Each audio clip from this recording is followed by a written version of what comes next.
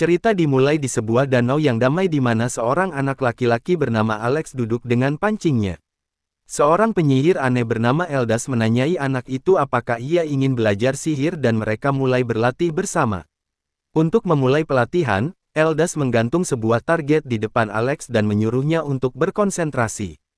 Dia mendeskripsikan sebuah cerita yang hidup, membantu Alex percaya bahwa ia terjebak dalam situasi di mana ia membutuhkan sihir untuk menyelamatkan teman-temannya. Dengan fokus yang intens, dia memanggil lingkaran api dan gurunya membimbingnya untuk tenang dan melepaskannya.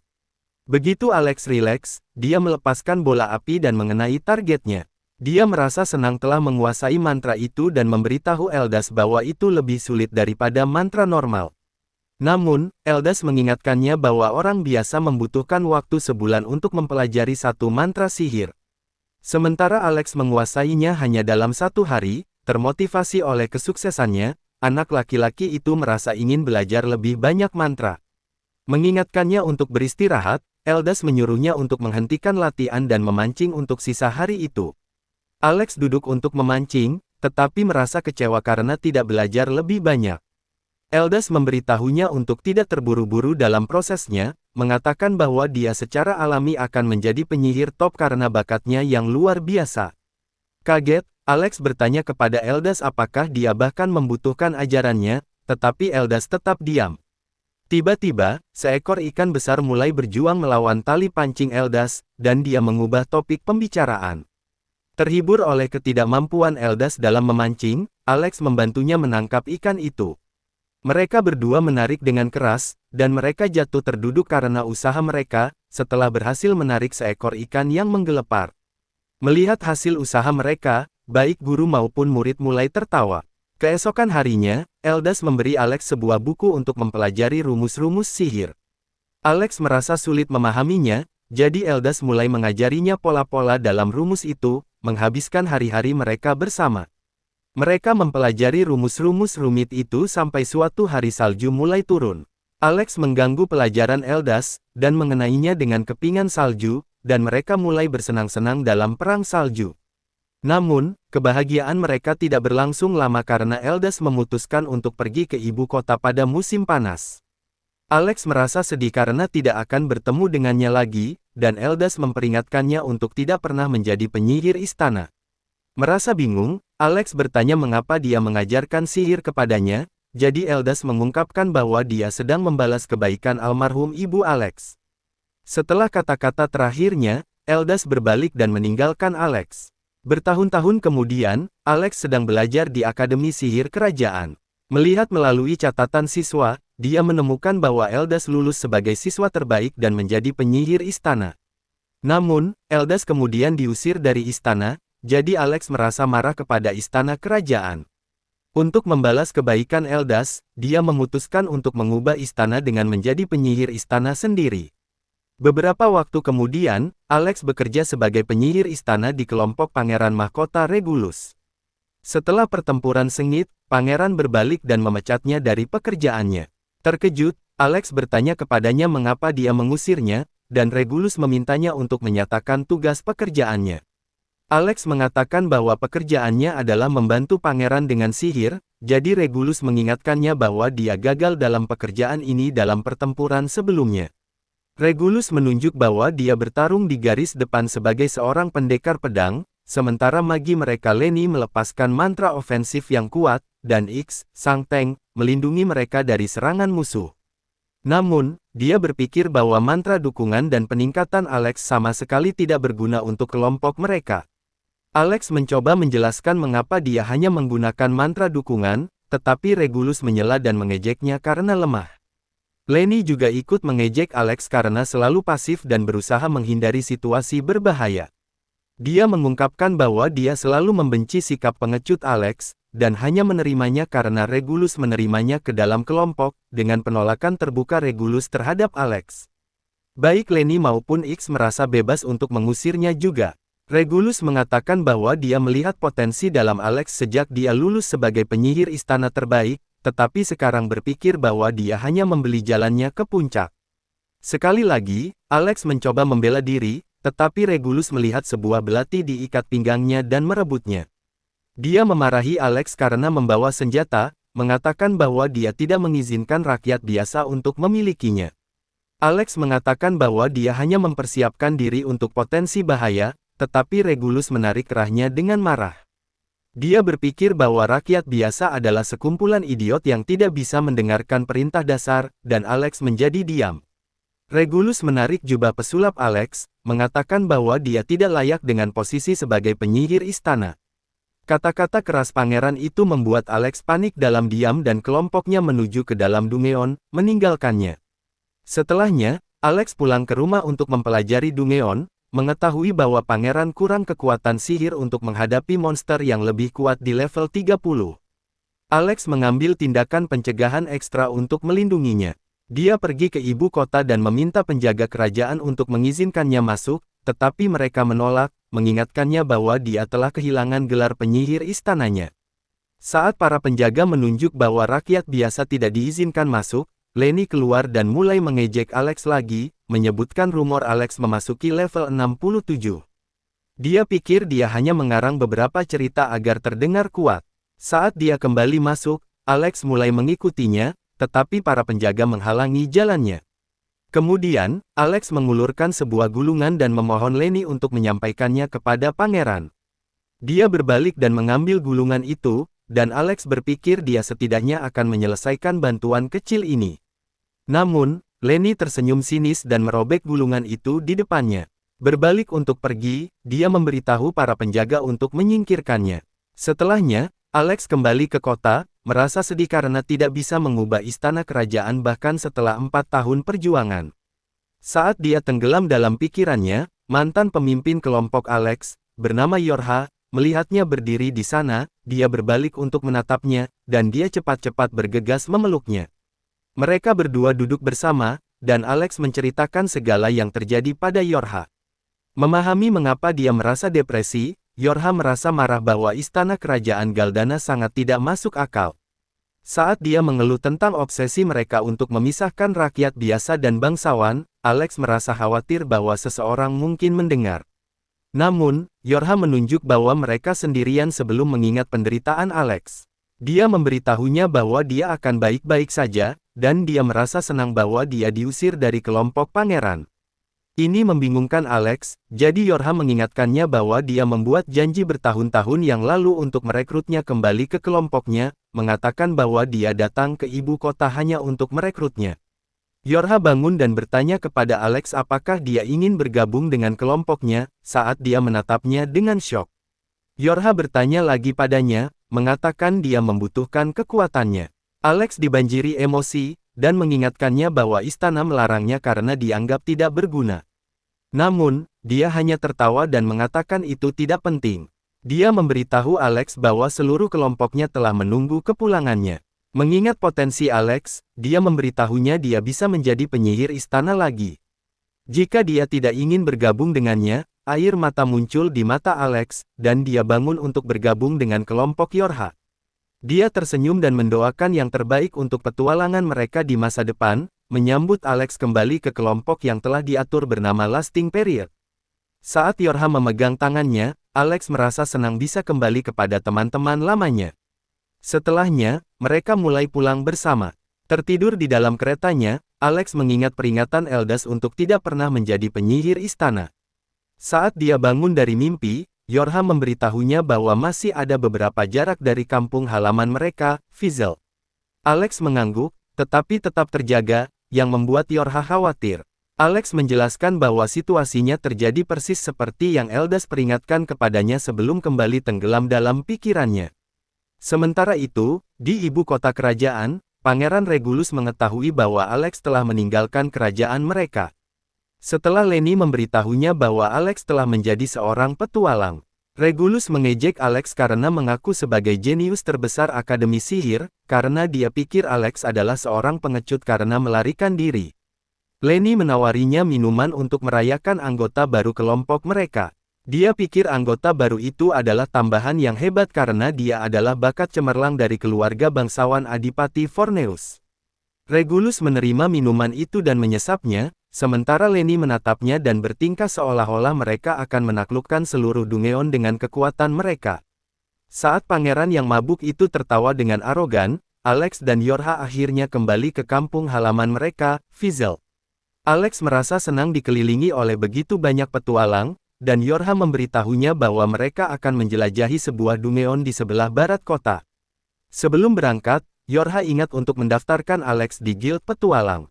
Setelah mereka memasuki Guild Petualang, resepsionis menginformasikan bahwa mereka membutuhkan lisensi khusus untuk menjelajahi dungeon lebih dalam dari level 30. Dia juga menjelaskan bahwa hanya petualang yang telah terdaftar selama 2 tahun yang bisa mendapatkan lisensinya.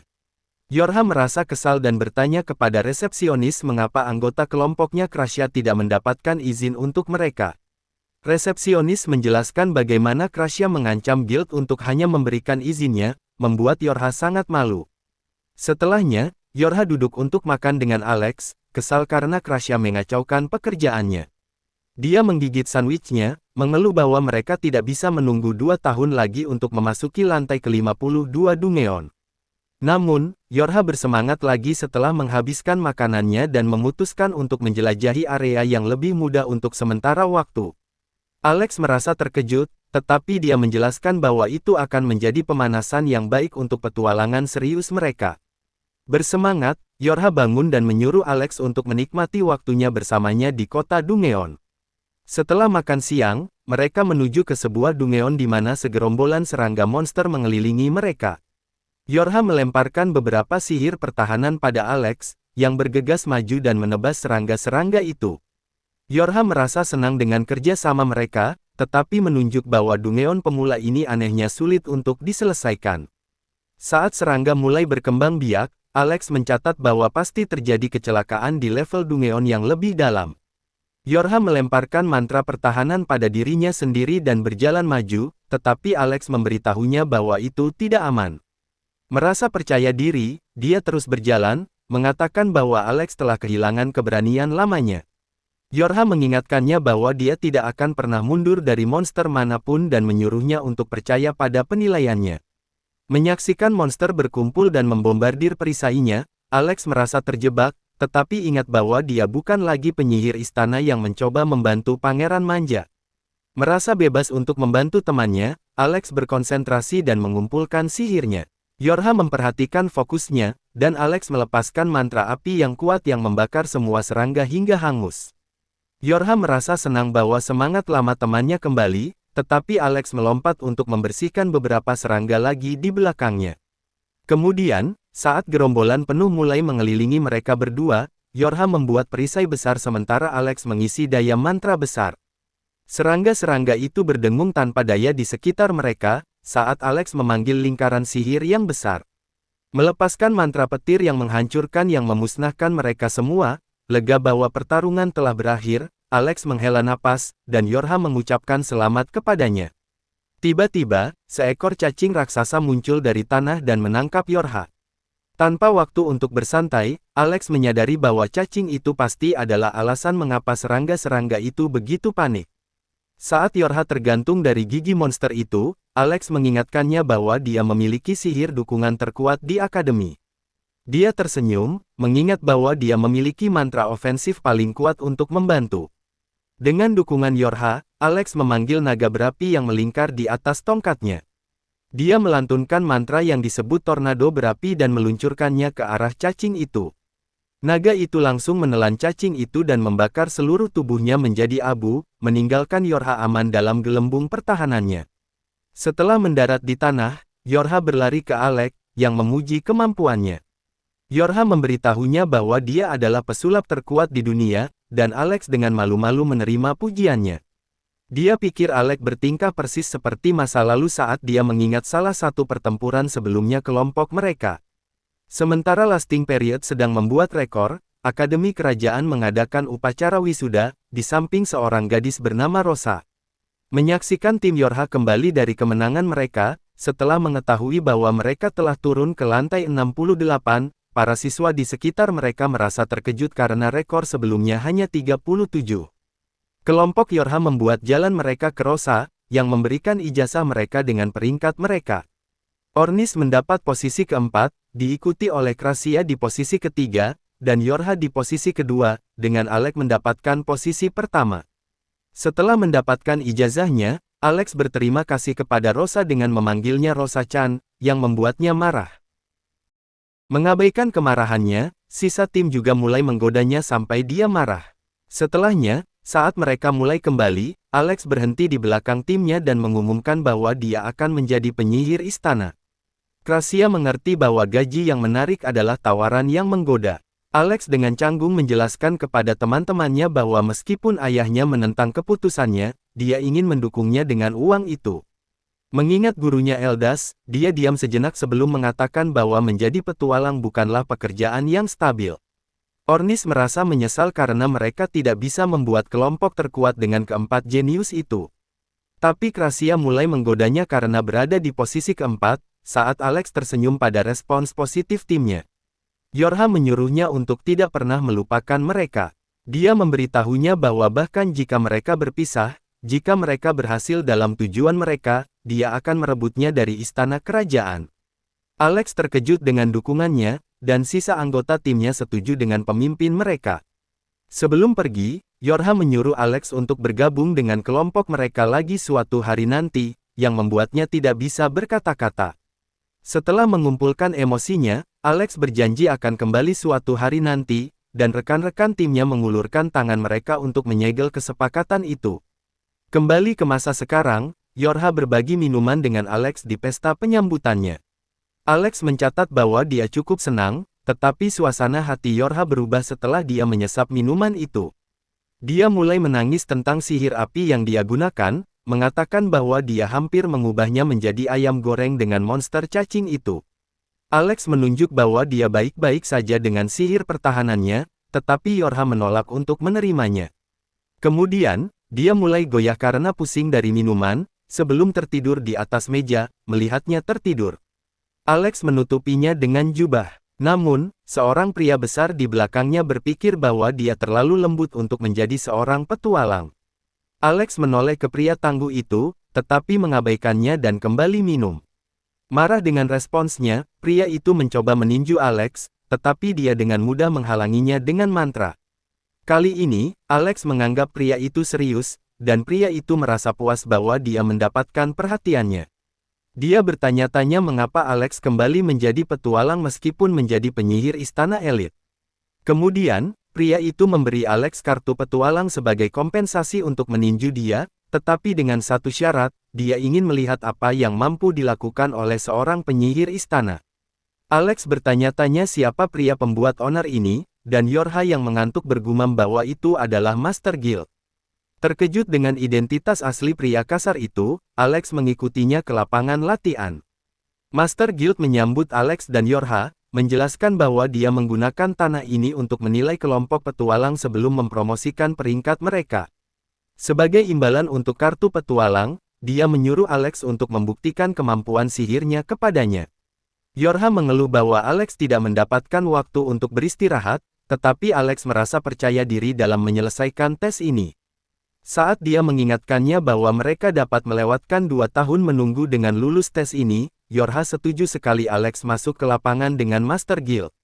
Dia memperkenalkan dirinya sebagai Leviel, mengingat bahwa dia pernah memimpin kelompok yang kuat. Alex memuji Leviel untuk kemampuan sihirnya yang berperingkat S.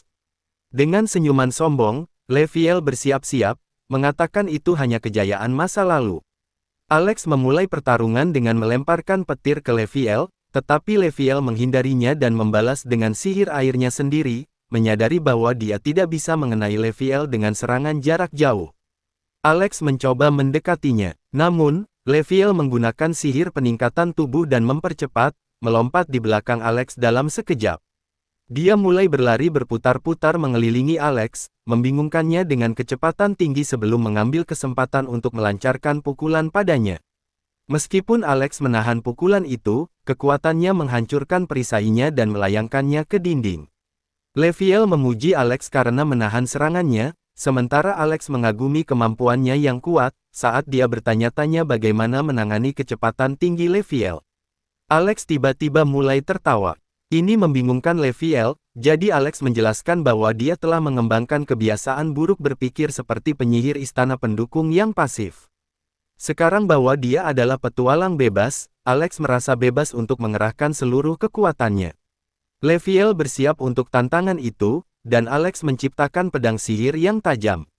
Master Guild mengejek Alex untuk menyerang, dan dia bergegas maju, menghindari semua ledakan airnya, saat Alex terus mendekat.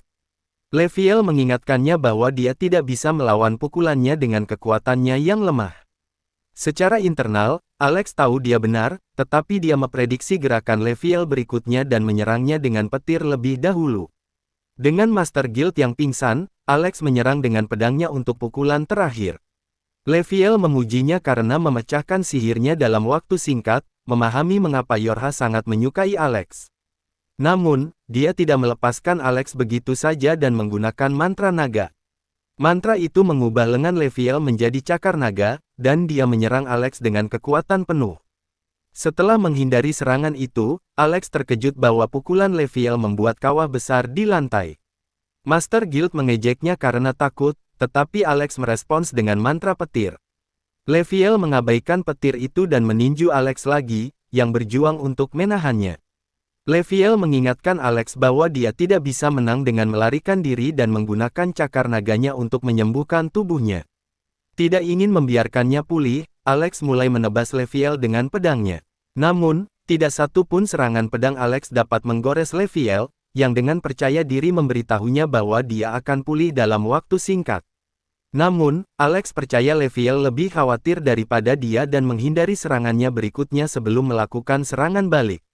Frustrasi oleh kegigihan Alex, Leviel menyerang untuk pukulan penghabisan, menembus perisai Alex, tetapi Alex merebut kesempatan untuk menyerangnya pada jarak dekat. Namun, Leviel menyerang melalui rasa sakit dan Alex menghindari sekali lagi. Dia berada di belakang Leviel untuk serangan lain, tetapi pedangnya patah dari baju besi Leviel yang keras. Kehabisan semua energi sihirnya, Alex roboh ke tanah. Saat Yorha bergegas memeriksanya, Leviel berpikir bahwa pemenangnya telah diputuskan. Tiba-tiba, Ornes masuk dan mengejek Leviel karena menggunakan kekuatan penuhnya melawan seorang anak laki-laki. Malu, Leviel mengatakan bahwa dia akan mengakui kemampuan Alex dan memberinya izinnya, bahkan jika dia kalah darinya. Ornes tersenyum saat dia berjalan untuk memeriksa Alex. Dia membantunya beristirahat di sofa dan bertanya kepada Yorha apa yang terjadi padanya di istana kerajaan. Ketika Yorha menjawab bahwa itu cerita panjang, Leviel berpikir bahwa istana adalah tempat yang mengerikan bagi Alex, mengangguk setuju. Ornes merasa jijik bahwa istana yang sok itu hanya peduli pada status dan garis keturunan. Dia bertanya-tanya bagaimana Alex bahkan bisa bertahan 4 tahun di lingkungan yang mengerikan seperti itu dan memperhatikan Yorha yang sedang berpikir mendalam.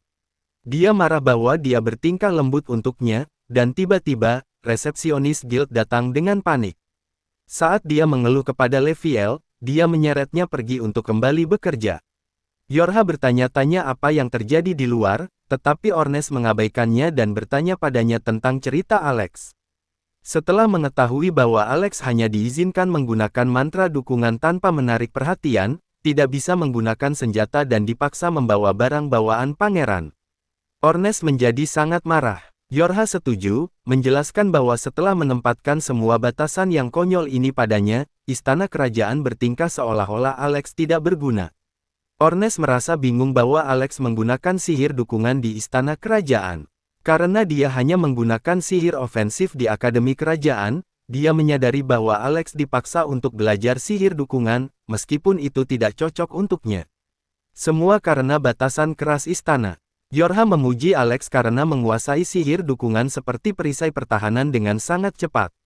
Namun, Ornes merasa marah bahwa meskipun dengan semua batasan ini, Alex melindungi kelompok pahlawan, tetapi masih dihina dan diusir oleh mereka.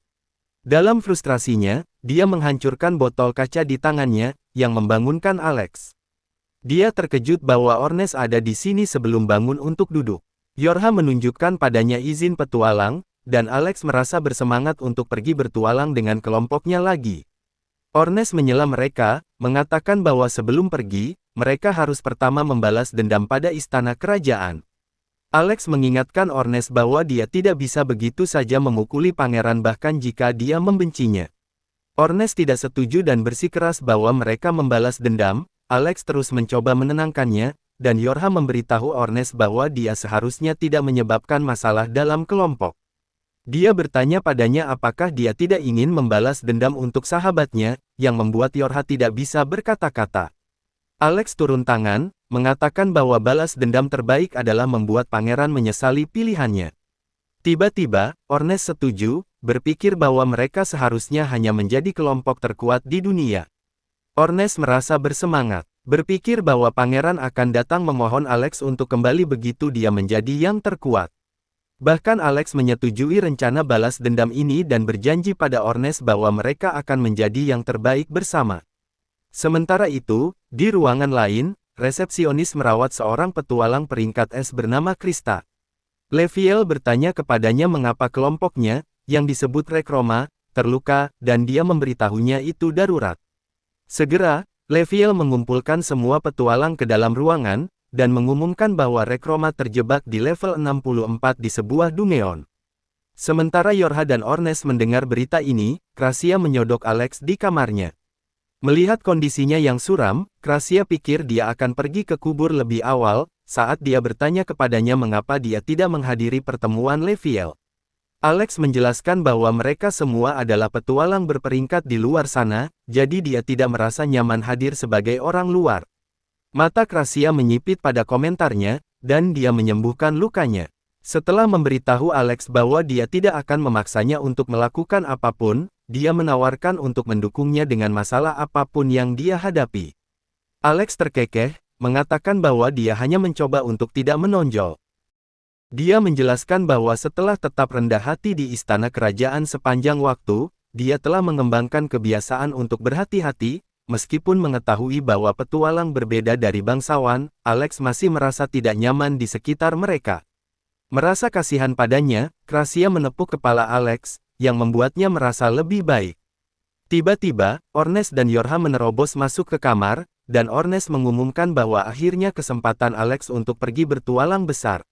Yorha menjelaskan bahwa tujuan mereka berikutnya adalah Dungeon Tank Killer, yang terletak di sebelah barat kota Fizel.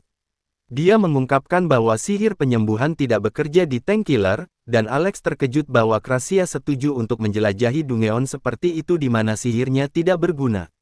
Namun, dia menunjuk bahwa dia benar-benar menentang ide itu, tetapi Ornes menangis seperti anak kecil untuk pergi ke sana.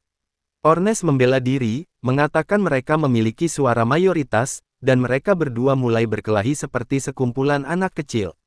Sementara itu, Alex bertanya kepada Yorha tentang Rekroma, yang dikalahkan oleh bos lantai, setelah mengungkapkan bahwa Krister kembali sendirian untuk memperingatkan guild. Yorha menjelaskan bahwa mereka akan membutuhkan kekuatan ofensif Alex untuk mengalahkan bosnya. Dia pikir dia siap, tetapi merasa sedikit khawatir bahwa kekuatannya mungkin telah melemah dari waktunya di istana kerajaan, melihat bahwa Alex akan pergi. Ornes bersiap untuk mengalahkan bos sebelum kelompok Leviel dapat mencapainya. Krasia terkejut bahwa Leviel juga pergi, dan Yorha merespons bahwa mereka akan bermitra dengan timnya. Pada berita ini, Krasia menyadari bahwa mereka hanya karakter pendukung untuk mengisi kelompok utama Leviel. Alex juga mengangguk, dan Ornes bertanya-tanya mengapa mereka baik-baik saja menjadi karakter sampingan. Sebagai tanggapan, Alex memberitahunya bahwa dia adalah satu-satunya orang yang tidak memenuhi syarat, tetapi Ornes mengingatkannya bahwa dia adalah pesulap terkuat mereka. Yorha setuju dan memberitahu Alex bahwa Leviel secara khusus memintanya untuk datang, dan dia akhirnya merasa percaya diri pada kekuatannya sendiri.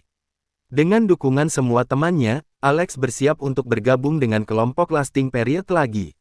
Setelah mereka semua siap, mereka pergi ke Dungeon Tank Killer. Ornes berpikir bahwa ini adalah awal dari legenda kelompok mereka, tetapi Yorha mengatakan bahwa dia hanya ingin terus menjelajah dengan teman-temannya. Seperti Krasia setuju, Alex juga tertawa pada sifat gegabah Ornes. Dia meminta maaf kepada timnya karena membuat mereka menunggu begitu lama, tetapi Ornes memberitahunya mereka senang menunggu. Segera, mereka semua bersiap untuk masuk ke dalam dan memulai comeback resmi mereka sebagai kelompok terkuat akademi. Sebelum memasuki Dungeon, Ornes menunjuk bahwa jika mereka menjelajahinya level demi level, akan butuh selamanya untuk mencapai lantai ke-64.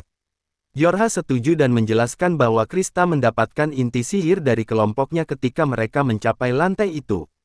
Krista memberikan inti itu kepada Yorha, sehingga tim mereka bisa mengambil jalan pintas langsung ke lantai 64 dan menyelamatkan anggota timnya. Mendengar ini, Ornes bertanya-tanya bagaimana Master Guild akan mencapai lantai itu tanpa inti sendiri, tetapi Yorha menjelaskan bahwa kelompoknya sudah memilikinya. Ornes menghela napas, bertanya-tanya mengapa Liville bahkan memanggil tim mereka jika dia akan menyelesaikan pekerjaannya sendiri. Dan Krasia menunjuk bahwa mereka hanya karakter sampingan untuk membuat pemimpin guild terlihat baik. Begitu mereka serius, Yorha mengungkapkan bahwa bos lantai adalah monster undead.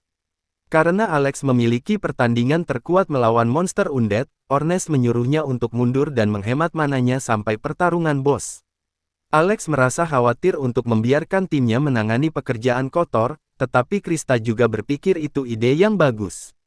Dia mengingatkan timnya bahwa mereka akan menghadapi tantangan hidup atau mati, jadi mereka perlu berada dalam kondisi terbaik jika mereka ingin bertahan hidup.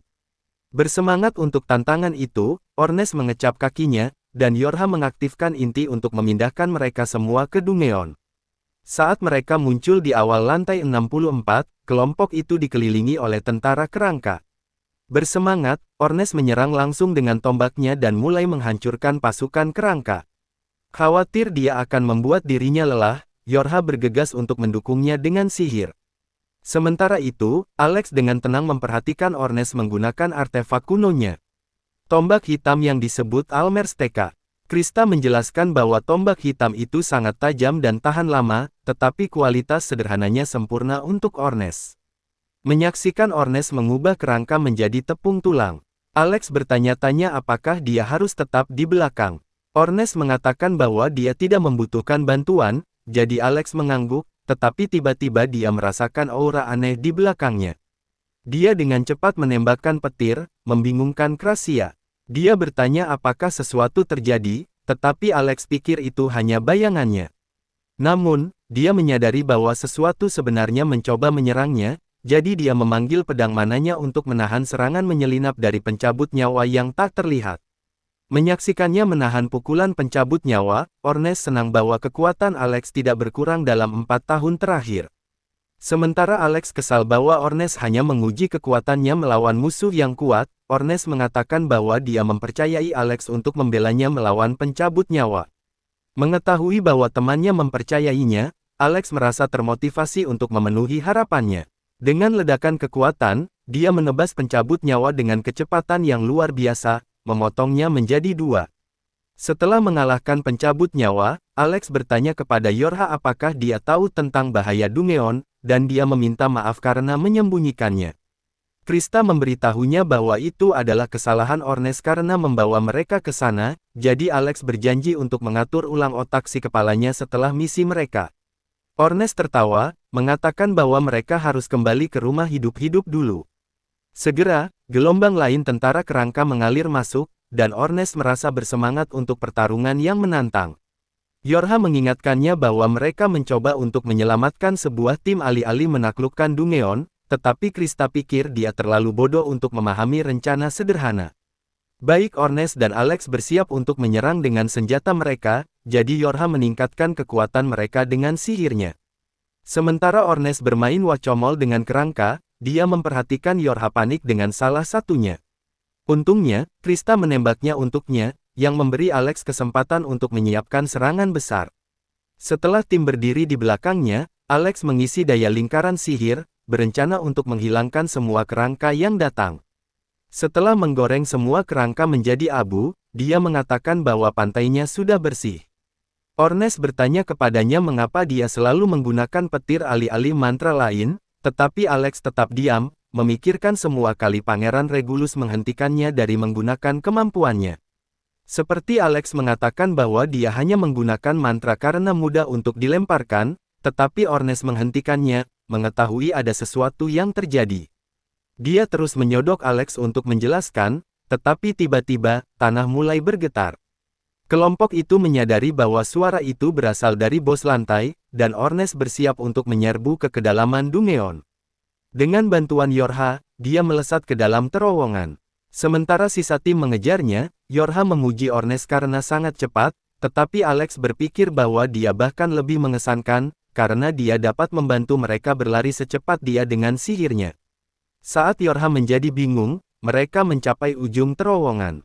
Di luar, mereka menemukan Ornes menatap seorang magi muda bernama Loki yang berlari menyelamatkan diri dari naga raksasa. Loki terus menangis pada Ornes untuk menyelamatkannya, tetapi dia mengabaikan magi malang itu, mengetahui dia memiliki kekuatan untuk bertahan begitu lama. Saat Alex merasa bingung dengan ketidakpedulian teman-temannya, Ornes menjelaskan bahwa Loki sebenarnya adalah magi dukungan Rekroma, dan mereka di sini untuk menyelamatkannya bersama dengan sisa kelompok. Sementara itu, Loki bersumpah bahwa dia akan menghantui Ornes sebagai hantu karena mengabaikannya dalam bahaya. Tiba-tiba, Loki tersandung di tanah, dan Alex bersiap untuk membantu. Namun, Raja memberitahunya bahwa dia akan baik-baik saja karena ini adalah cara Loki bertarung. Tiba-tiba, dia menyeringai pada naga. Saat makhluk itu melangkah ke arahnya, itu memicu perangkap api yang menembus tubuhnya. Setelah melihat trik kotornya, Alex akhirnya mengerti mengapa teman-temannya memanggil Loki sebagai brengsek. Saat naga meraung kesakitan, Loki mulai mengejeknya, sehingga merespons dengan mengisi daya laser super panas. Sebelum dia bisa bereaksi, laser meleleh melalui segala sesuatu di jalurnya. Untungnya, Ornes menyelamatkan Loki sebelum dia bisa menguap. Ornes menjelaskan bahwa meskipun dia tahu Loki masih memiliki beberapa pertarungan di dalamnya, Alex terlalu khawatir, dan memerintahkannya untuk menyelamatkannya dari binatang itu. Saat naga menggeram pada mereka, Alex bersiap untuk pertarungan besar. Naga menyerang dengan cakarnya, tetapi Yorha mengunci pukulannya. Alex mencoba menyerang dengan petir, tetapi naga itu benar-benar lari alih-alih bertarung. Dia menyadari bahwa itu menuju langsung ke Loki dan Ornes untuk berhati-hati. Dengan serangan petir, Alex mengalihkan perhatian naga, memberi Ornes kesempatan untuk berlari kembali ke arah kelompoknya. Saat Raja terkejut dengan tindakannya, Ornes melemparkan Loki langsung padanya. Setelah Raja menangkapnya, dia membawa Loki pergi. Sementara Ornes bersiap untuk bertarung tanpa gangguan, Yorha mengingatkannya bahwa mereka tidak di sini untuk perkelahian monster, jadi dia harus membiarkan Alex menyelesaikan naga itu. Alex mengangguk dan menyaksikan saat Raja membawa Loki ke jarak yang aman. Begitu mereka siap, Yorha melemparkan setiap mantra peningkatan pada Ornes, yang melompat ke udara dan menyerang naga. Dia berhasil mendapatkan beberapa pukulan, tetapi tombaknya tersangkut, yang memberi naga kesempatan untuk menjatuhkannya ke tanah. Saat Ornes tidak berdaya, Yorha cepat-cepat berlari untuk memeriksanya sebelum dia bisa memeriksa. Naga mengangkat cakarnya untuk menyerang, tetapi Yorha menahannya dengan perisai. Sementara dia berjuang untuk bertahan, Loki akhirnya mengetahui bahwa Alex telah kembali ke Lasting Period, saat Alex memanggil banyak lingkaran sihir untuk mengelilingi naga. Loki terkesan melihat begitu banyak sekaligus, menyadari bahwa Alex adalah seorang jenius. Namun, Raja memberitahunya bahwa temannya memiliki lebih banyak kekuatan untuk ditawarkan. Di depan mata Loki, Alex memanggil 20 lingkaran lagi, melampaui catatan jenius sihir puluhan kali. Naga mencoba mengganggu mantra Alex dengan menyerangnya, tetapi Ornes akhirnya bangkit dan menusuk ekornya untuk menghentikannya. Dengan pengalihan ini, dia melompat menjauh dari naga, dan Alex akhirnya menyelesaikan mantranya. Dia melepaskan mantra petir yang ditingkatkan digabungkan menjadi satu, yang mulai menggoreng naga hidup-hidup. Namun, itu berhasil melarikan diri sebelum bisa dibakar hingga garing. Setelah melarikan diri, naga membuka mulutnya untuk menyerangnya, dan Ornes menyuruh Raja untuk mengalihkan perhatiannya. Dia segera meluncurkan hujan panah yang menghentikan naga di jalurnya, sementara Yorha menggunakan mantra sihir untuk mengikat anggota badan naga. Ornes juga menyerang naga dengan tombaknya, melemahkannya untuk Alex. Alex mengambil kesempatan ini untuk menciptakan 4 lingkaran sihir baru, yang mengelilingi naga dan menyegelnya di bawah tekanan tinggi. Bahkan di bawah tekanan segel, naga membuka mulutnya lagi untuk menyerang, dan Alex memuji makhluk itu karena tetap tenang di bawah begitu banyak tekanan. Alex memiliki mantra untuk momen seperti ini. Itu adalah gurunya yang mengajarinya teknik bertahun-tahun yang lalu, dan sejak saat itu, Alex adalah satu-satunya magi yang mampu melakukannya. Dia menunggu naga untuk menyerang. Saat itu melepaskan sinar sihir, Alex melemparkan mantra pantul, mengirimkan serangan monster itu kembali dengan kekuatan penuh. Entah bagaimana, naga masih bertahan dari serangannya sendiri, dan mulai mengisi daya serangan lain. Namun, Alex menggunakan 4 formasi segel untuk melepaskan neraka yang membara yang meledakkan tubuh naga dengan api panas. Sayangnya, untuk naga, Ornes menyerang untuk membelah kepalanya dan menyelesaikannya. Begitu naga dikalahkan, Alex dan Ornes saling mengucapkan selamat. Yorha dan Kraja juga datang, mengejek rekan tim peringkat keempat mereka untuk bantuannya. Saat kelompok itu tertawa, Loki mendekati mereka, memuji semua orang untuk kemampuan mereka. Dia bertanya kepada Alex apakah dia adalah penyihir istana kerajaan yang sama dari Galdana, yang dikabarkan telah mengalahkan Hydra. Loki berpikir bahwa Alex pasti cukup kuat untuk mengalahkan Hydra, tetapi Alex mengungkapkan bahwa dia dipecat dari istana. Ini mengejutkan Loki, tetapi Alex mengatakan dia baik-baik saja bahkan setelah kehilangan pekerjaannya. Namun, Loki memberitahunya bahwa dia sebenarnya merasa buruk untuk istana kerajaan, yang cukup bodoh untuk mengusir seorang jenius seperti dia. Kemudian, Loki mulai melecehkan Yorha, mengatakan bahwa Kristo akan membalasnya untuk bantuannya. Yorha mencatat bahwa dia mengalihkan tanggung jawabnya sendiri pada pemimpin tim, yang dengan tak tahu malu diabaikan oleh Loki. Kemudian, dia meminta kelompok untuk beberapa ramuan pemulihan, mengatakan dia menyumbangkan semua ramuan yang dia miliki kepada orang lain. Setelah menjadi serius, dia menjelaskan bahwa salah satu anggota kelompoknya masih bertarung dengan bos lantai yang bahkan lebih kuat dari naga yang baru saja mereka kalahkan. Kraja bertanya apakah naga yang baru saja mereka lawan adalah musuh normal, tetapi Loki menjelaskan bahwa lantai ini sebenarnya memiliki beberapa bos. Dia mengungkapkan bahwa dia hanya memancing naga karena itu terlihat lebih bodoh dan lebih mudah untuk ditipu, sehingga timnya bisa melawan yang lain. Kraja mengakui bahwa Loki hebat dalam menyebabkan masalah di mana-mana. Meskipun ada penghinaan, Loki dengan tak tahu malu mencoba menggoda dia, jadi Ornus menyiram ramuan ke wajahnya. Sementara mereka berdua mulai bertengkar, Kraja bertanya kepada Loki seperti apa bos lantai yang lebih kuat itu. Dia mengungkapkan bahwa bos lainnya adalah seorang necromancer yang memakai baju besi logam, tetapi baju besinya tampak kosong dari dalam. Saat kelompok menyadari bahwa baju besi adalah tubuh asli bos, Loki menunjuk bahwa serangan fisik tidak bisa melukainya, kemudian dia berbalik ke Alex dan memberinya sebuah artefak. Alex bingung, jadi Loki mengatakan bahwa dia tahu tentang kemampuannya menggunakan senjata. Alex tersenyum dan memuji pengamatan tajam Loki, yang Loki balas dengan mengatakan bahwa dia harus waspada karena dia adalah seorang magi dukungan. Setelah memuji kemampuan Alex untuk terlihat lemah namun mengintimidasi pada saat yang sama, Loki menjelaskan bahwa dia tidak bisa mengalahkan bos yang begitu kuat tanpa artefak. Saat artefak bersinar, itu mengembang menjadi pedang sihir yang disebut Swords, The Reaper of Heaven. Ornus bertanya-tanya mengapa dia begitu membantu mereka, jadi dia mengungkapkan bahwa Loki ingin Alex bertarung hanya dengan serangan fisiknya. Kelompok itu menjadi marah, mengetahui bahwa monster tidak bisa terluka oleh serangan fisik. Namun, Loki menyeringai jahat, mengatakan bahwa kali ini dia akan membuktikan kemampuannya dan membantu Alex mengalahkan bos dengan rencana licik yang dia miliki. Sementara itu, di lantai 30 sebuah dungeon, kelompok Regulus lari dari beberapa monster. Regulus meminta Lenny untuk meledakkan hama itu dengan sihirnya, tetapi tongkatnya tersendat dan gagal bekerja. Frustrasi, dia bertanya-tanya mengapa rekan timnya begitu tidak berguna dan memutuskan untuk melawan monster itu sendiri. Namun, dia menyadari itu tidak ada gunanya ketika pedangnya memantul dengan tidak berbahaya dari cangkang monster yang keras. Setelah menjadi rendah hati, Regulus diangkat seperti karung kentang saat timnya melarikan diri dari dungeon. Sementara dibawa pergi, pangeran bertanya-tanya mengapa begitu sulit untuk mengalahkan monster yang biasanya bisa dia hancurkan. Kemudian, dia menyadari bahwa sejak dia memecat Alex dari timnya, kinerja mereka tiba-tiba menjadi lebih buruk.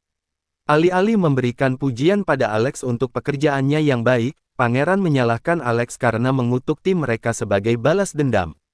Setelah melarikan diri dari dungeon, Regulus meminta seorang magi bernama Fogen untuk memeriksa adanya kutukan. Setelah Fogen menyelesaikan diagnosisnya, dia memberitahu pangeran bahwa dia hanya membayangkan sesuatu. Regulus masih menolak untuk menerima kegagalannya sendiri dan menyalahkan Alex untuk segalanya, mendengar nama Alex.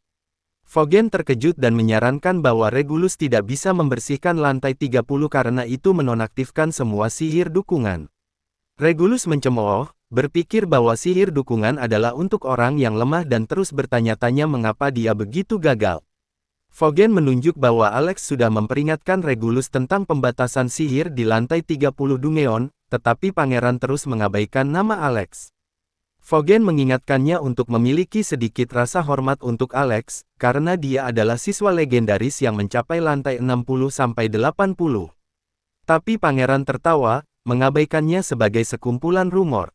Segera, seorang utusan mengetuk pintu dan memberitahu pangeran bahwa raja ingin berbicara dengannya segera mengenai Alex.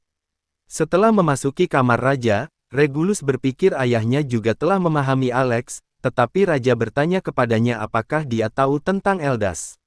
Melihat kebingungan putranya, raja menjelaskan bahwa beberapa dekade lalu, Eldas diusir karena berani memperingatkan raja untuk mengubah cara istana kerajaan bekerja. Jika tidak, kerajaan mereka akan dihancurkan oleh malapetaka. Raja berpikir bahwa Eldas hanya gila. Regulus setuju bahwa bangsawan yang tidak hormat seperti dia pantas diasingkan. Kemudian, raja mengungkapkan bahwa setelah dia mengusir Eldas dari istana, dia memasuki akademi kerajaan sebagai rakyat biasa dan membungkam semua orang dengan keterampilannya yang luar biasa. Setelah lulus sebagai siswa terbaik akademi, Eldas menggunakan kesempatan lain untuk menjadi penyihir istana dan kembali ke raja. Mengingat kata-kata aneh Eldas, raja tertawa, mengatakan bahwa dia menghilang setelah itu. Saat raja mengingat peringatan Eldas bahwa rakyat biasa tidak boleh diremehkan. Dia bertanya kepada Regulus apakah dia tahu mengapa dia dikirim ke Dungeon. Regulus berpikir bahwa itu hanya agar dia bisa mendapatkan kekuatan dan pengalaman, tetapi raja mengungkapkan bahwa dia hanya menguji apakah kata-kata Eldas benar atau tidak. Raja berpikir bahwa mungkin sudah waktunya untuk mengubah aturan kerajaannya dan mulai mempekerjakan rakyat biasa yang berkualifikasi alih-alih memilih-milih latar belakang mereka. Saat raja menyelesaikan pernyataannya, Regulus menelan ludah dan mengatakan bahwa itu akan menodai reputasi keluarga mereka jika mereka bergantung pada rakyat biasa. Regulus mengingatkan ayahnya bahwa dialah yang mengajarinya untuk menghormati bangsawan, tetapi raja mengatakan bahwa dia juga mempercayai Eldas dengan satu keputusan. Mengatakan bahwa Alex adalah orang yang menyebabkan dia begitu banyak kesakitan, Regulus memohon ayahnya untuk mempertimbangkan kembali keputusannya, tetapi tiba-tiba, seorang pelayan menunjukkan Regulus sisa-sisa laporan tertulis Alex. Ketika Regulus membaca catatannya, dia melihat mereka termasuk panduan lengkap untuk membersihkan lantai 30 Dungeon. Raja mengungkapkan bahwa catatan itu dari Alex, dan dia tidak bisa menutupi semua strategi dengan sangat detail tanpa membersihkan lantai beberapa kali. Mempelajari ini, ego Regulus yang menggelembung menerima pukulan besar, dan dia dengan diam-diam berbalik untuk pergi. Saat pangeran berjalan pergi, raja meminta Vogan untuk mengurus putranya. Di aula istana, Regulus bersandar pada dinding, bertanya-tanya mengapa Alex tidak pernah membahas strategi apapun sebelumnya. Mengingat bahwa dialah yang mengusir Alex tanpa memberinya kesempatan, pangeran akhirnya mengakui bahwa dialah yang tidak berguna. Berpikir bahwa Alex mungkin mengira dia terlalu bodoh untuk mendiskusikan strategi, dia menghancurkan vas dalam amarah. Kemudian, Regulus meminta Vogan untuk bantuan. Sementara itu, kembali di Dungeon, Alex bertanya-tanya bagaimana artefak Loki akan membantunya menjatuhkan bos lantai. Saat Ornus menyuruh Loki untuk berhenti memerintah mereka, dia menunjuk bahwa Alex dapat menggunakan sihirnya pada saat yang tepat. Yorha menyadari bahwa Loki mencoba menipu bos lantai untuk berpikir bahwa Alex adalah seorang pendekar pedang untuk menyerangnya pada titik lemah. Krasia berpikir bahwa mereka hanya akan membuang-buang waktu mencoba menipu monster yang tidak berotak, tetapi Loki mengungkapkan bahwa bos ini cerdas. Saat dia memberitahu tim bahwa monster boss dapat menggunakan teknik pedang tingkat lanjut, mereka semua tidak bisa berkata-kata, melihat semua orang begitu gelisah. Loki menyuruh Alex untuk menggunakan pedangnya untuk sebagian besar pertarungan, tetapi menyelesaikan pertarungan dengan sihir. Setelah Alex menerima rencananya, Loki berbalik ke Kroja untuk beberapa bantuan. Dia tidak tertarik, tetapi Loki memberitahunya bahwa dia membutuhkan mananya untuk berteleportasi, mengetahui bahwa sihir teleportasi adalah rahasia nasional. Kroja terkejut, sementara Yorha menutup telinganya untuk tidak terlibat. Loki tertawa, mengatakan bahwa itu tidak penting karena tidak ada mata-mata di Dungeon. Bagaimanapun, saat magi yang ceroboh itu terus tertawa, Alex memberitahu Yorha bahwa jika ada yang mempertanyakan mereka, mereka hanya akan menyalahkan segalanya pada Loki. Saat Loki menggambar lingkaran teleportasi di tanah, Alex bertanya-tanya apakah mereka bisa mempercayainya. Yorha memberitahunya bahwa meskipun Loki tidak jujur tentang segalanya, dia masih orang yang bisa dipercaya. Dia mengungkapkan bahwa 2 tahun lalu, Loki bertanggung jawab atas tim pencari yang mencari Dungeon Arcana, dan mereka kembali tanpa korban jiwa. Saat Alex terkesan, Yorha mengingatkannya bahwa pemimpin kelompok Loki juga merupakan petualang yang dapat diandalkan. Dengan kata-katanya, Alex memutuskan untuk mempercayainya dan memanggil Ornes, mengingatkannya bahwa dia jarang mendapat kesempatan untuk menggunakan pedang. Dia memberitahu Ornes untuk bermain seperti masa lalu. Sementara mereka bertengkar di latar belakang, Loki benar-benar terkejut bahwa tim itu begitu rukun setelah 4 tahun berpisah. Krasia mengingatkannya bahwa persahabatan lama tidak memudar dengan mudah dan menunjuk bahwa timnya sendiri mempercayainya cukup untuk menangani bos Dungeon sendirian. Tiba-tiba, Loki mengalihkan topik serius dan mulai menggoda Krasia, yang cepat-cepat menutup mulut besarnya. Segera, portal teleportasi siap, dan semua orang menunggunya untuk mengaktifkan. Loki menjelaskan bahwa sihir teleportasi hanya dapat membawa mereka ke tempat-tempat tertentu yang ditandai di peta. Dia memperingatkan kelompok untuk tetap waspada karena mereka bisa menghadapi bos final kapan saja setelah berteleportasi. Akhirnya, Loki memindahkan mereka semua dekat anggota kelompoknya, dan mereka muncul tepat di depan baju besi gelap yang bersinar. Saat bos berjalan menuju kelompok Loki, mereka menyadari mereka dalam masalah besar. Pemimpin tim, Reuel, mengirim Krista kembali untuk dukungan saat dia pergi. Pasangan mereka, Mar-Bell, menyerang bos untuk mengalihkan perhatiannya. Reuel menembakkan bola api untuk membantunya, tetapi bos mengabaikan serangannya dan terus menyerang. Saat Reuel bertanya-tanya bagaimana menangani set baju besi yang merepotkan, Ornus tiba-tiba menyerbu ke dalam pertempuran. Dia mengalihkan perhatian kesatria dari depan, sementara Alex menyelinap di belakangnya untuk serangan mendadak. Namun, bos masih menghindari serangan Alex dan terlibat dalam pertempuran sengit dengan mereka berdua. Sementara itu, Loki berkumpul kembali dengan Reuel dan Mar-Bell, kemudian membawa mereka bersama Krista untuk menerima penyembuhan. Yorha menyaksikan saat Ornus dan Alex terus bertarung dengan kesatria, tidak dapat menembus pertahanannya. Saat Ornus menyerang lagi, bos melompat ke atas untuk menghindarinya. Kali ini, Ornus menginjak kerudung kesatria untuk menghentikannya dari melompat, yang memberi Alex kesempatan untuk memotong kepalanya bersih saat helm kosong itu mendarat di tanah. Alex pikir mereka telah memenangkan pertandingan, tetapi tiba-tiba, baju besi itu hidup kembali. Alex menyadari bahwa itu adalah monster dulahan yang bisa hidup tanpa kepalanya, dan Ornus berpikir bahwa bos naga yang mereka kalahkan hanya adalah tunggangan kesatria ini. Namun, Alex cepat menyadari bahwa dia kehilangan pandangan bos, dan itu mencapai dia dengan kecepatan cahaya. Saat dia menahan serangan itu, Alex merasakan bos menggunakan lebih banyak kekuatan. Dia berpikir bahwa bos akhirnya menganggap serius pertarungan, tetapi itu lupa memperhatikan pasangannya, Ornus.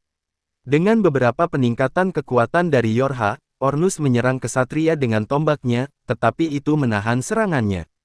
Ini memberi Alex kesempatan untuk mendorong kesatria kembali, dan Ornus bertanya kepadanya bagaimana perasaannya tentang bos. Alex memberitahunya bahwa baju besi kesatria terlalu keras, berpikir bahwa bahkan artefak kuno mereka mungkin rusak. Namun, Ornus masih merasa bersemangat untuk terus bertarung karena bos adalah lawan yang layak. Di dekatnya, kesatria memasang kembali kepalanya dan berteriak keras, yang mengalihkan perhatian Alex dan Ornus. Itu menggunakan pengalihan ini untuk menyerang dan melayangkan Alex, tetapi Yorha berhasil melindunginya tepat waktu. Saat dia memeriksanya, Alex mengatakan dia baik-baik saja. Jika dia tidak menyelamatkannya dengan penghalangnya, dia akan mati. Pada saat itu, Alex bertanya kepada Loki berapa lama lagi dia perlu mengalihkan perhatian dulahan.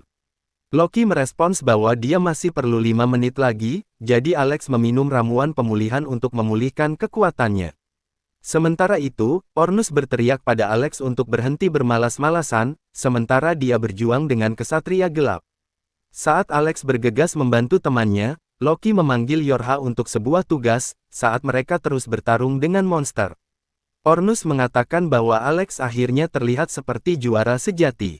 Dia berpikir bahwa setelah bertemu dengannya untuk pertama kalinya dalam 4 tahun, Alex selalu memiliki ekspresi pasif yang membosankan di wajahnya. Ini mengejutkan Alex, yang memberitahunya itu bukan urusannya, masih bertarung. Ornus menolak untuk mundur, mengatakan bahwa bahkan jika dia tidak bisa secara ajaib memperbaiki semua masalah Alex, dia masih ingin mendukungnya sebagai temannya. Di dekatnya, Loki menyelesaikan pengisian sihirnya, dan sebuah lingkaran besar muncul di atas mereka. Dia tertawa, mengatakan bahwa monster dengan kecerdasan dapat dengan mudah dimanipulasi, tetapi kesatria langsung muncul di hadapannya dan menebus dadanya. Sementara bergegas ke arahnya, Alex dan Ornus menyadari bahwa Loki hanya menggunakan mantra ilusi untuk menguji kecerdasan monster.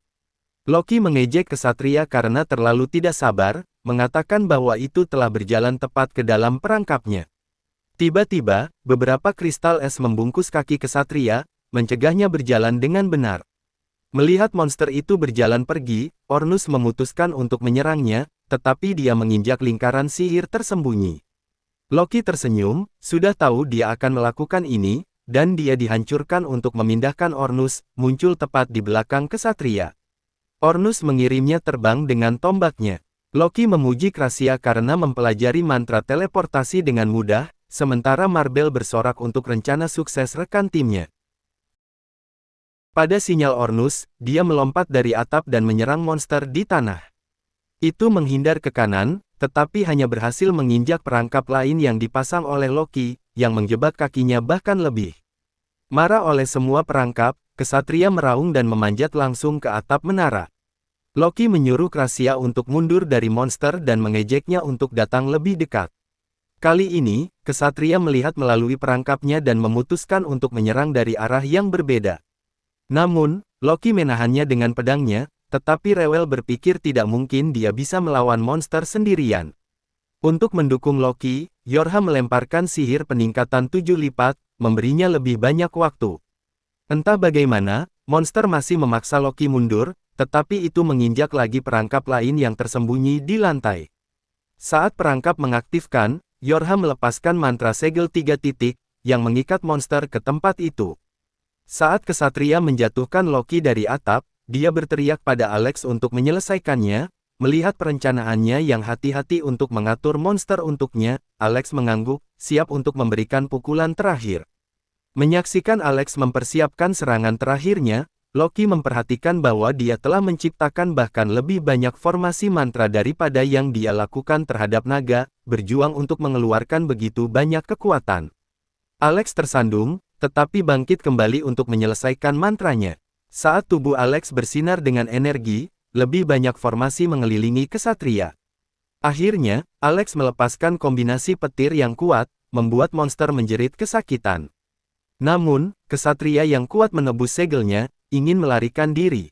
Mengetahui ini adalah kesempatan terakhirnya. Alex berjuang untuk menambah lebih banyak kekuatan pada mantra, tetapi tubuhnya menyerah. Loki menyadari bahwa sudah gila bahwa Alex telah menggunakan mantra ultimatenya 2 kali, jadi sangat normal bahwa dia tidak bisa menggunakan kekuatan penuhnya. Sementara itu, Alex berjuang untuk mempertahankan mantranya, tetapi tiba-tiba, dia ingat kata-kata mengejek Regulus saat dia memecatnya. Kemudian, dia ingat sambutan hangat setelahnya oleh timnya sendiri, dan mengangkat tongkatnya lagi, tidak mau mengecewakan mereka di sini, bertekad untuk membuat teman-temannya bangga. Alex melangkah maju dan mengucapkan mantra baru yang disebut Vajra, yang menggabungkan semua formasi petirnya dan melepaskan naga raksasa.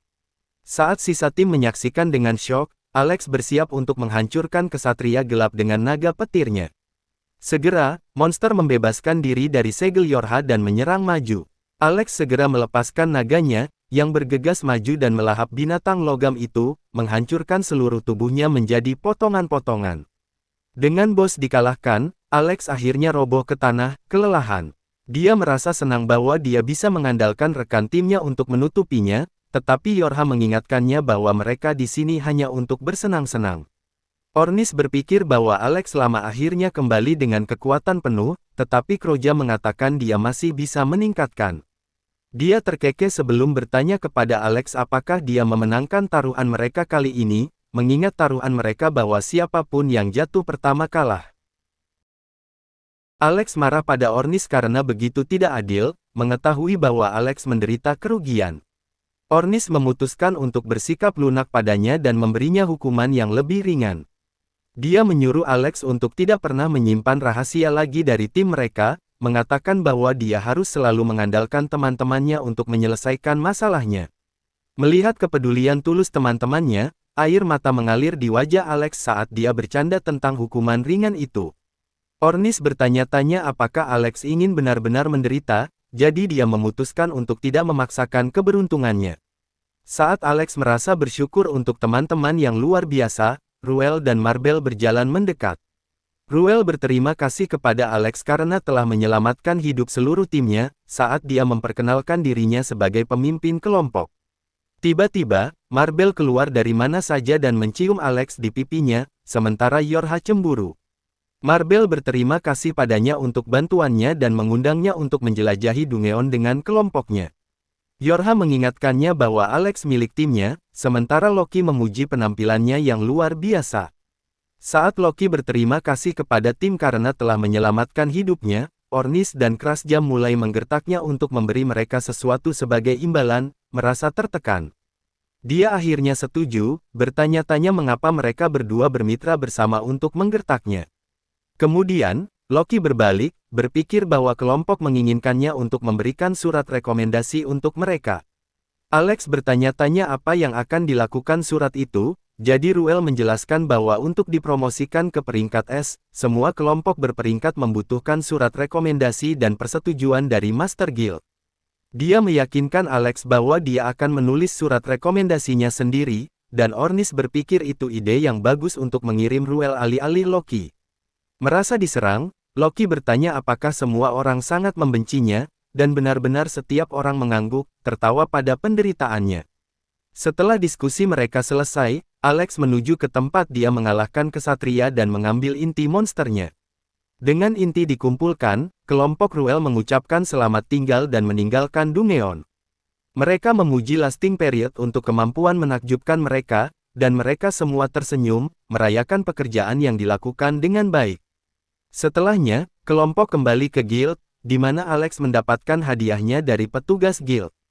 Dia mengantarnya pergi setelah memuji penampilannya, dan Alex berlari ke Master Guild, yang memberitahunya dia mendapat pengunjung dari Galdana.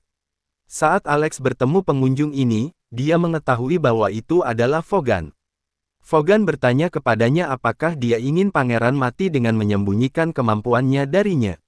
Namun, Alex mengingatkannya bahwa pangeran kecil yang manja tidak akan mendengarkannya, yang membungkam Fogan. Kemudian Alex bertanya apakah pangeran memiliki penyihir istana baru. Dia tertawa dan menjelaskan bahwa si manja menjadi rendah hati di lantai 30 Dungeon. Fogan mengatakan bahwa dia dipekerjakan untuk mengajar pangeran dan menjadi pengawalnya, tetapi dia lelah dengan sikapnya, menyadari bahwa dia adalah pengawal pangeran. Alex menyadari bahwa Regulus pasti juga di guild. Dia bertanya kepada Fogan di mana pangeran sekarang, jadi dia menjelaskan bahwa dia di arena guild untuk menghindarinya. Alex memintanya untuk menuntunnya ke sana, karena dia memiliki beberapa hal untuk diselesaikan dengan Regulus. Saat mereka berdua berjalan menuruni tangga ke arena bawah tanah, Fogan bertanya-tanya mengapa pangeran begitu kaku tentang pandangannya pada bangsawan. Alex berpikir bahwa itu hanya normal bagi bangsawan untuk bertingkah seperti sekumpulan sombong dan sisi Fogan. Frustrasi, ini mengejutkan Alex, yang menunjuk bahwa dia adalah seorang bangsawan sendiri. Namun, Fogan mengatakan bahwa dia tidak peduli dengan status yang tidak berarti, dan dia benci cara berpikir Regulus. Segera, mereka memasuki arena di mana Alex menemukan pangeran berdiri dalam awan debu. Saat Regulus berbalik, dia menatap Alex dan mengungkapkan apa yang Raja katakan padanya. Alex terkejut bahwa Raja yang ketat sebenarnya ingin mengubah istananya, tetapi Regulus memberitahunya dia hanya akan menerima perubahan karena ayahnya memerintahkannya. Dia menunjuk jari menuduh pada Alex, menangis bahwa rakyat biasa yang hina tidak pantas bekerja dengan bangsawan suci seperti dia. Frustrasi bahwa dia tumbuh sepanjang hidupnya, berpikir dia lebih baik dari semua orang. Regulus mulai berteriak dan meraih kerah Alex, saat pangeran menumpahkan air mata, kewalahan oleh emosi. Alex mengakui bahwa dia tidak bisa memahami perasaannya. Namun, dia memberitahu si manja bahwa itu adalah kesalahannya karena tidak pernah mendengarkannya. Regulus marah, tetapi Alex melepaskannya, mengatakan bahwa jika dia mendengarkannya, dia tidak akan dihina di Dungeon. Meskipun bersalah, ego Regulus membutakannya, dan dia menolak untuk mendengarkan. Dia menempatkan tangan di dadanya, yang mulai bersinar, dan memanggil senjatanya untuk menantang Alex. Regulus memberitahu Vogen bahwa dia tidak berpikir raja benar, dan Vogen mengangguk saat dia mendengarkan. Pangeran memberitahunya untuk membuat raja mengubah keputusannya jika dia bisa mengalahkan Alex dan membuktikan superioritas bangsawan. Setelah pengumumannya, Regulus menyerang Alex, yang menahan serangannya. Alex terkejut bahwa Regulus beralih ke pedang kembar, dan pangeran memberitahunya itu hanya artefak kuno. Dia mengingatkan Alex bahwa dia sendiri memberitahunya untuk berhenti menggunakan pedang yang lebih berat. Alex menyuruh Regulus untuk beralih ke pedang kembar yang lebih kecil, karena mereka akan lebih mudah digunakan dengan tubuhnya yang lebih muda. Bahkan setelah mengambil sarannya, pangeran roboh ke tanah saat Alex menghindari serangannya.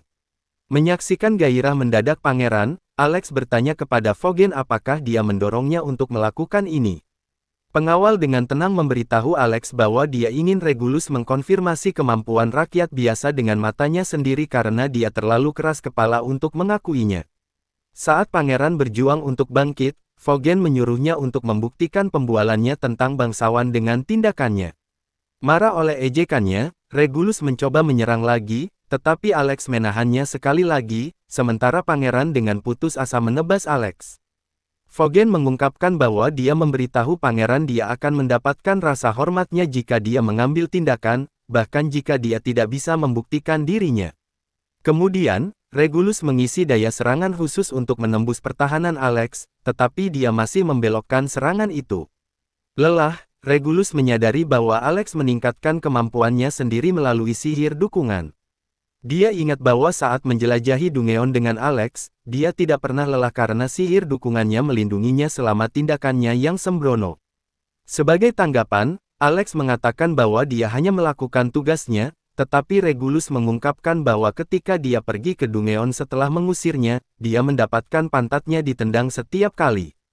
Frustrasi oleh kerugiannya yang berulang, Regulus akhirnya membaca catatan Alex, meskipun itu menyakiti egonya yang sangat menggembung. Regulus mengakui bahwa catatannya sempurna dan menyeluruh. Itu membuat Regulus benar-benar frustrasi bahwa Alex bahkan bisa memprediksi apa yang akan dia lakukan dalam situasi berbahaya, jadi dia pikir bahwa dia adalah seorang jenius lengkap. Sayangnya, meskipun mengakui kemampuan Alex, Regulus mengatakan bahwa dia ingin menjatuhkannya. Dia menantang Alex untuk menganggapnya serius, jadi pesulap itu akhirnya memanggil pedangnya. Kali ini, dia menjadi serius dan mengingatkan pangeran bahwa dia benar-benar bisa menghancurkannya. Sebelum bergerak, Alex bertanya kepada pangeran apakah raja benar-benar berpikir kerajaan mereka perlu berubah. Pangeran mengungkapkan bahwa raja sedang menguji kemampuan bangsawan dan rakyat biasa, jadi dia membuatnya menjelajahi Dungeon untuk eksperimen.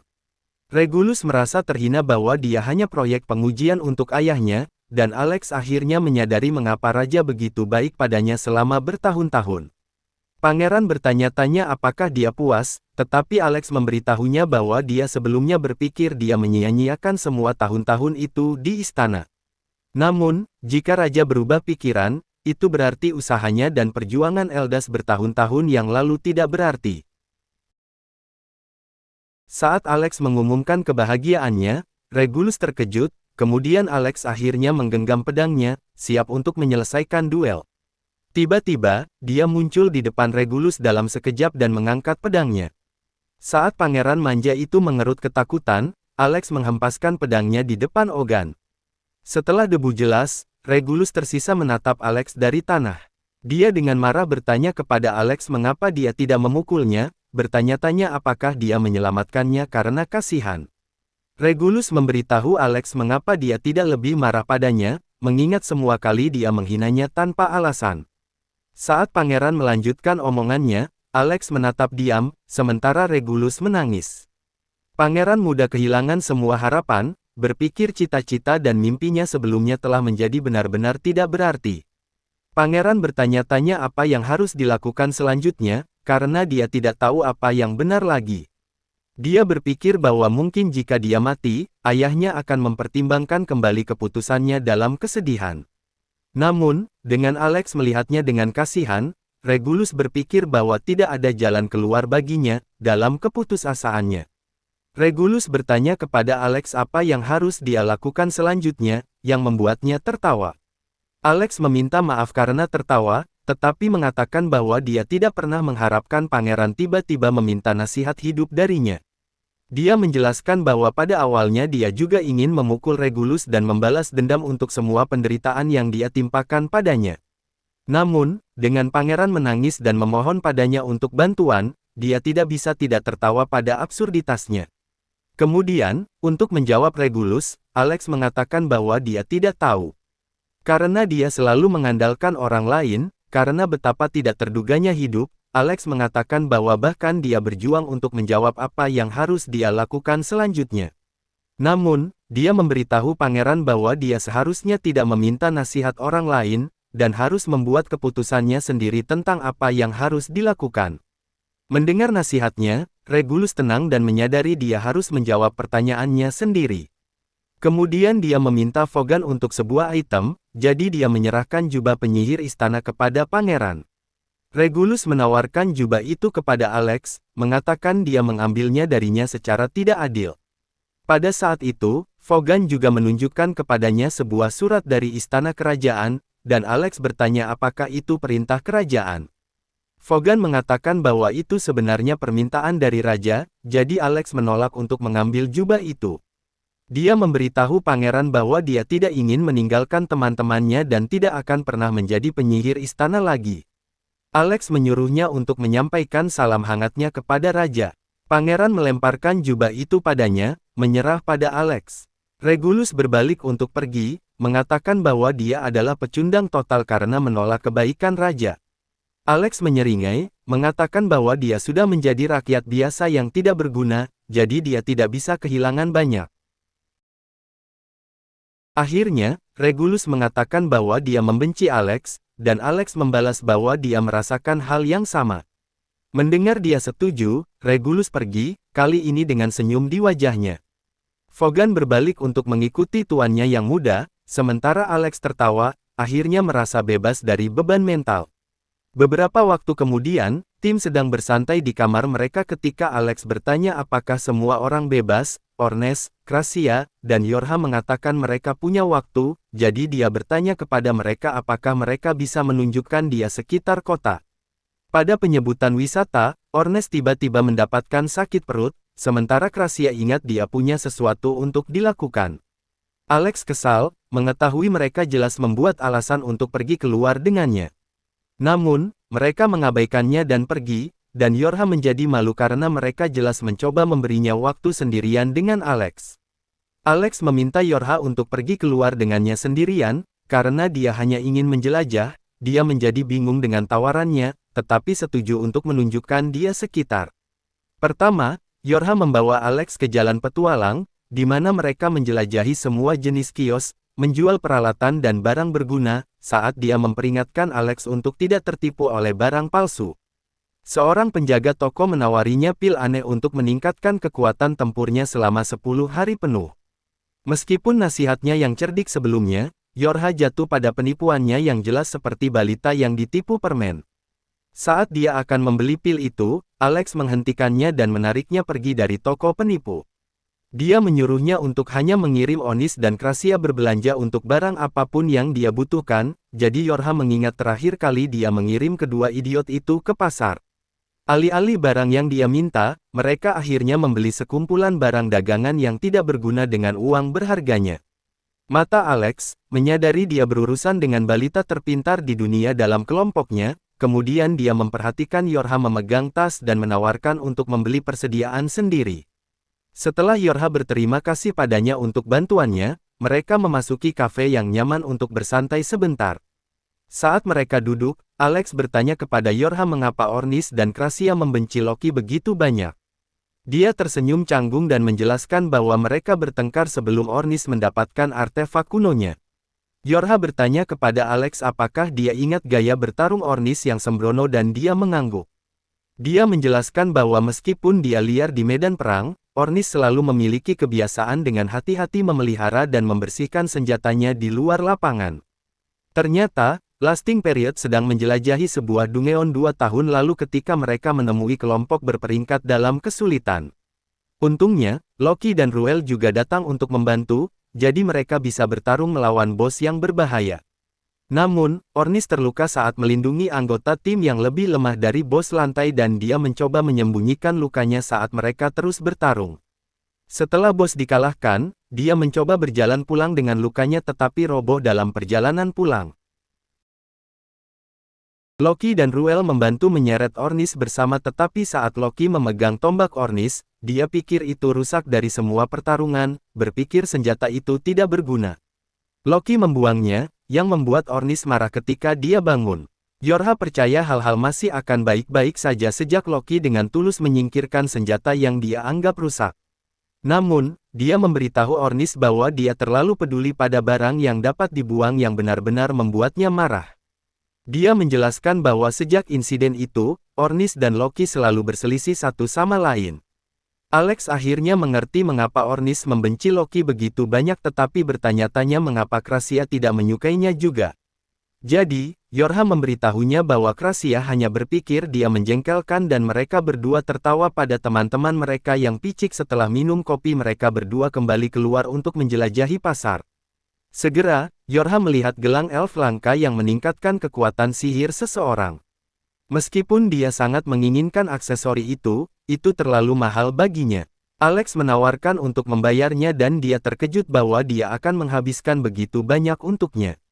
Dia memberitahunya bahwa karena dia adalah pemimpin tim, itu akan membantu semua orang jika dia menjadi lebih kuat, melihat dukungannya. Yorha menerima hadiah itu dengan senyum lebar. Untuk sisa hari itu, mereka terus menjelajahi kota dan atraksi yang berbeda. Kemudian, di malam hari, mereka melihat matahari terbenam yang indah bersama. Yorha bertanya-tanya apakah Alex menyukai kota Fizzle dan dia mengangguk, mengatakan itu jauh lebih hidup daripada Galdana. Mendengar tentang kota kekaisaran, Yorha menjadi serius dan bertanya kepada Alex apakah dia bisa menjawab pertanyaannya lagi.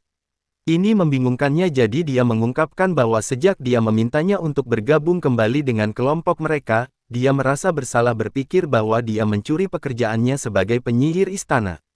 Yorha bertanya-tanya apakah dia senang berada dengan kelompok mereka atau apakah dia merasa dipaksa untuk ikut dengan mereka.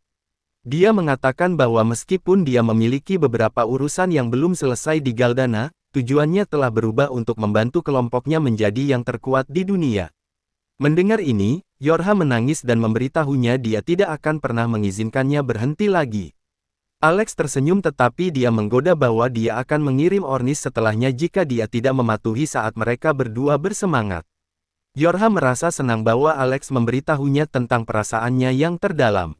Namun, dia tiba-tiba menjadi serius dan memberitahu Yorha dia ingin mendengar perasaannya yang sebenarnya juga. Dia terkejut dan langsung berasumsi dia mengakui cintanya padanya, tetapi Alex kemudian menjelaskan bahwa Ornis menekannya untuk berbicara tentang kekhawatirannya dengan tim, itulah sebabnya dia terbuka padanya.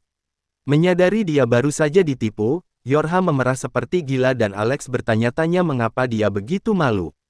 Keesokan harinya, Alex sedang tidur dengan damai di tempat tidurnya ketika Ornis menarik spraynya, memperhatikan sebuah buku di sampingnya. Ornis bertanya-tanya apakah Alex begadang semalaman membaca. Dia mengangguk, mengatakan bahwa penting untuk tetap up to date, tetapi Ornis menyuruhnya untuk memperbaiki jadwal tidurnya. Kemudian dia melemparkan pakaian Alex ke wajahnya dan menyuruhnya untuk bersiap-siap untuk hari itu. Akhirnya, merasa segar, Alex bertanya kepada Ornis apakah mereka harus melakukan rutinitas biasa mereka, dan Ornis dengan bersemangat setuju. Setelah berpakaian, kedua anak laki-laki pergi keluar untuk bertarung dengan pedang mereka, menyaksikan mereka bertarung. Yorha bertanya-tanya mengapa mereka tidak pernah meluangkan waktu untuk bersantai. Dia memperingatkan anak laki-laki untuk bersantai, tetapi mereka mengabaikannya dan terus berjalan dengan kecepatan penuh. Alex menunjuk bahwa dia melewatkan 4 tahun berharga bertarung, jadi dia perlu menjembatani kesenjangan pengalaman antara dia dan rekan timnya. Tiba-tiba, Ornis menghempaskan pedangnya dan mengangkat pedangnya sendiri untuk menyelesaikannya. Alex berhasil melawan serangan itu, tetapi pedangnya patah dalam prosesnya. Ornis dengan enggan mengakui bahwa meskipun Alex kurang pengalaman, refleksnya gila. Alex kemudian menunjuk bahwa Ornis juga mampu menahan semua serangannya, ketika Alex mengatakan dia berencana untuk mengalahkannya dalam pertandingan mereka. Ornis tertawa dan memberitahunya tidak mungkin dia bisa mengalahkannya. Kemudian dia menarik tombaknya dan menyuruh Alex untuk menggunakan pedang artefaknya untuk pertarungan sungguhan. Syukurlah, Yorha menghentikan anak laki-laki sebelum mereka melukai diri sendiri dalam pertandingan latihan yang bodoh. Tiba-tiba, Loki muncul dan mengejek tim karena berlatih begitu keras, kemudian menawarkan beberapa nasihat ahlinya sendiri. Secara alami, mereka semua mengabaikannya dan pergi untuk menjelajahi Dungeon. Loki tersenyum dan memberitahu mereka harus memperlakukan dia lebih baik karena dia baru saja mempromosikan mereka ke peringkat S. Ini mengejutkan semua orang, dan Yorha cepat-cepat mencoba mendapatkan sertifikat promosi darinya. Namun, Loki menjauhkannya dari jangkauannya, mengatakan bahwa dia hanya akan memberikannya kepadanya jika Ornis meminta maaf padanya. Saat Loki mulai tertawa pada penderitaan Ornis, Krista memukulnya di kepala untuk sikap kekanak-kanakannya. Kemudian, dia memberikan surat itu kepada Yorha sendiri, dan rewel mengucapkan selamat kepada Lasting Period untuk mencapai status peringkat S. Setelah mengambil surat itu, Yorha melompat kegirangan, merasa seperti dia telah mengambil langkah lebih dekat untuk mencapai mimpinya. Kemudian, Krista mengingatkan Alex bahwa setelah mencapai peringkat S, dia sekarang memenuhi syarat untuk menjelajahi Dungeon Arcana yang legendaris. Alex bertanya-tanya mengapa itu sangat khusus, jadi rewel menjelaskan bahwa Dungeon Arcana bahkan lebih sulit dari level 64 yang mereka alami terakhir kali. Alex terkejut mengetahui ini, jadi rewel menawarkan untuk memberinya tips tentang menjelajahi Dungeon baru. Krista menjelaskan bahwa mereka masih berhutang budi pada timnya untuk menyelamatkan hidup mereka, jadi mereka bersedia membantunya kapanpun dia membutuhkannya. Tiba-tiba, Loki menerobos masuk ke percakapan dan mencoba menggoda Yorha dan Krasia. Namun, mereka hanya berpura-pura seperti dia menawarkan untuk mentraktir mereka semua untuk pesta untuk promosi mereka, dan anak laki-laki menjadi bersemangat untuk makan. Merasa gugup, Loki mencoba bertingkah seperti dia harus membatalkan rencana untuk rapat tim yang mendesak. Sayangnya baginya, Krista hanya mengungkapkannya dan memberitahu semua orang mereka tidak ada rapat, jadi Loki diseret pergi untuk membayar makanan mereka. Beberapa saat kemudian, mereka semua duduk di restoran, dan rewel memulai perayaan mereka dengan bersorak. Sementara makan, Alex masih merasa tidak percaya bahwa dia berada dalam kelompok berperingkat S.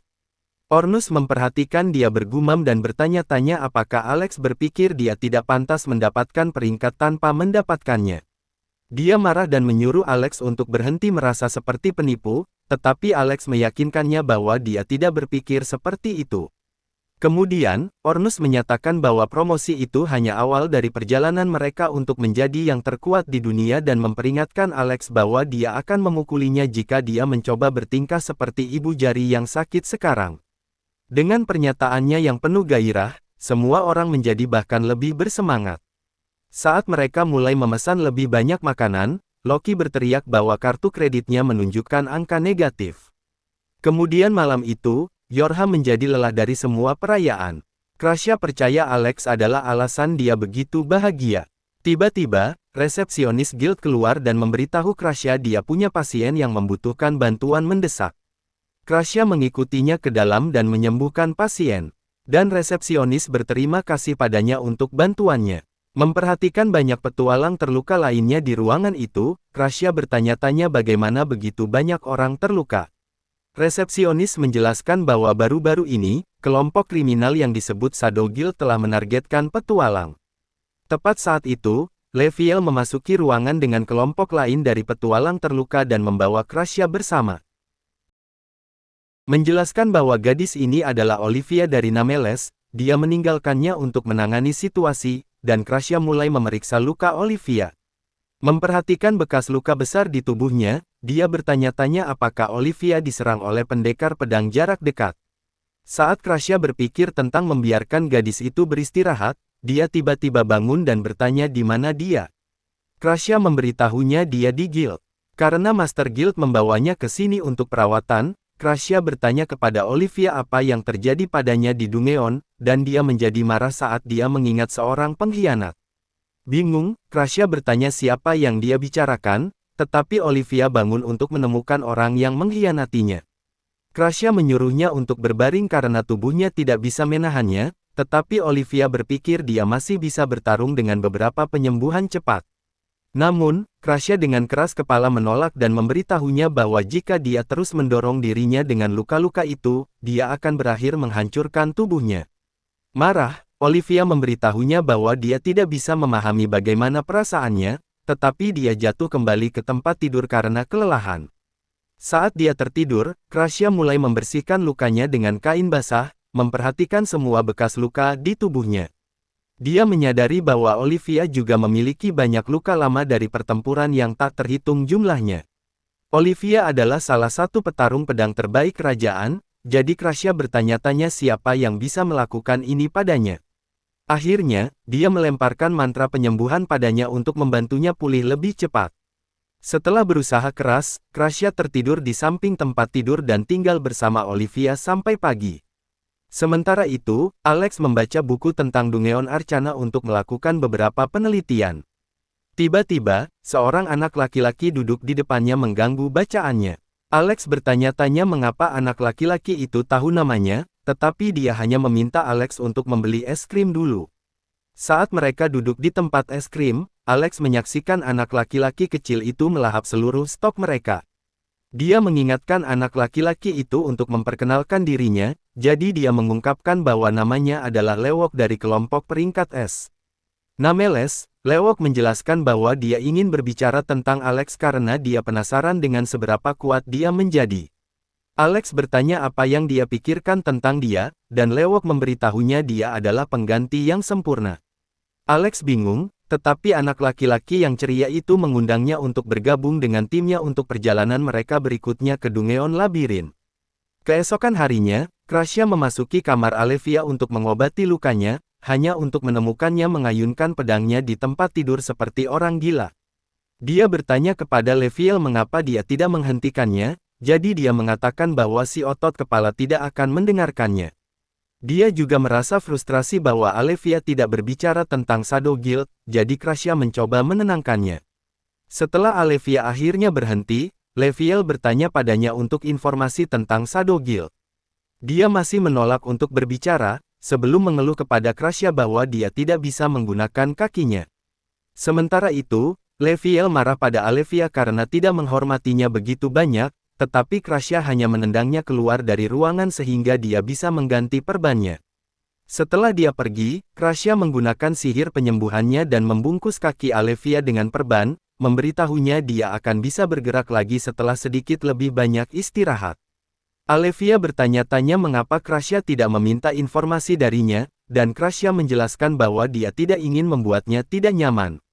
Olivia memujinya untuk integritasnya. Saat Crusher dengan rendah hati menerima pujiannya, Olivia tiba-tiba meminta maaf padanya, merasa bersalah bahwa dia memperlakukannya dengan kasar sebelumnya.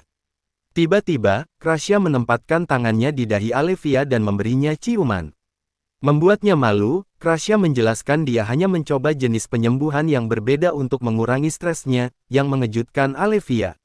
Tindakan menghiburnya mengingatkan Olivia pada masa kecilnya, ketika ibunya akan mencium dahinya untuk menenangkannya dari menangis, mengingat kenangan yang lembut.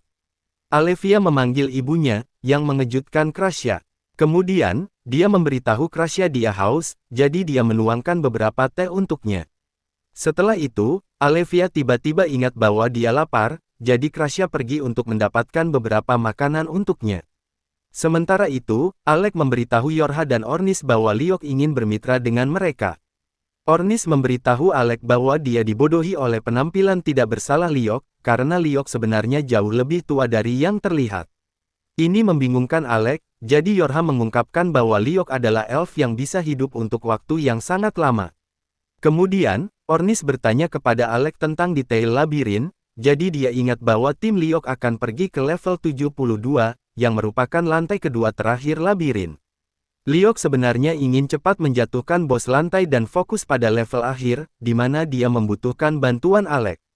Sebagai hadiah, dia bahkan menawarkan untuk membiarkan kelompok Alex mengambil inti Dungeon. Liok menjelaskan bahwa kelompoknya sendiri terlalu sibuk membalas dendam terhadap Shadow Guild, itulah sebabnya dia membutuhkan bantuannya. Setelah menjelaskan ini, Liok memberikan inti lantai 72 kepada Alex sebagai uang muka dan pergi. Namun, Ornis berpikir bahwa hadiah gratis seperti itu terdengar terlalu bagus untuk menjadi kenyataan, jadi Liok mungkin mencoba menjebak mereka. Yorha tidak berpikir bahwa pemimpin kelompok yang begitu bergengsi akan menipu mereka, tetapi Ornis memutuskan untuk mengkonfirmasinya dengan Olivia, karena dia juga seorang anggota. Yorha mengingatkannya bahwa Olivia terluka, tetapi Ornis merasa percaya diri bahwa dia telah pulih sekarang dengan penyembuhan Kroja. Saat mereka berjalan menuju guild, Ornis bertanya-tanya bagaimana seorang petarung peringkat S seperti Olivia terluka oleh Shadow Guild yang kecil.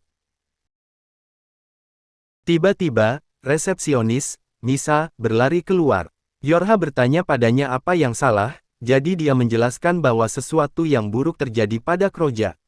Saat mereka masuk, mereka menemukan Kroja pincang sambil menopang dirinya dengan dinding. Melihat Alex, dia roboh ke pelukannya dan menjelaskan bahwa dia dibius. Yorha dan Ornis juga bergegas, jadi dia memberitahu mereka dia baik-baik saja. Tapi Olivia melarikan diri dari kamarnya. Kroja pikir dia pergi ke labirin, tetapi Ornis tidak peduli apa yang terjadi padanya. Marah, Kroja mengingatkannya bahwa Olivia masih belum pulih dari lukanya, dan Shadow Guild masih di dalam Dungeon. Ornis masih berpikir tidak mungkin seorang pejuang peringkat S bisa dirugikan oleh Shadow Guild yang lebih lemah dan menyuruh Kroja untuk bersantai. Namun, dia ingat kata-kata Olivia tentang seorang pengkhianat, jadi dia berpikir bahwa Guild mungkin menyembunyikan seseorang yang berbahaya yang bisa menyakitinya, merasa bersalah bahwa Olivia dalam bahaya karena dia menyembuhkan kakinya. Kroja pergi dan mengatakan bahwa dia akan membantunya sendiri. Ketika dia meninggalkan Guild, dia menemukan Alex dan Yorha menunggunya.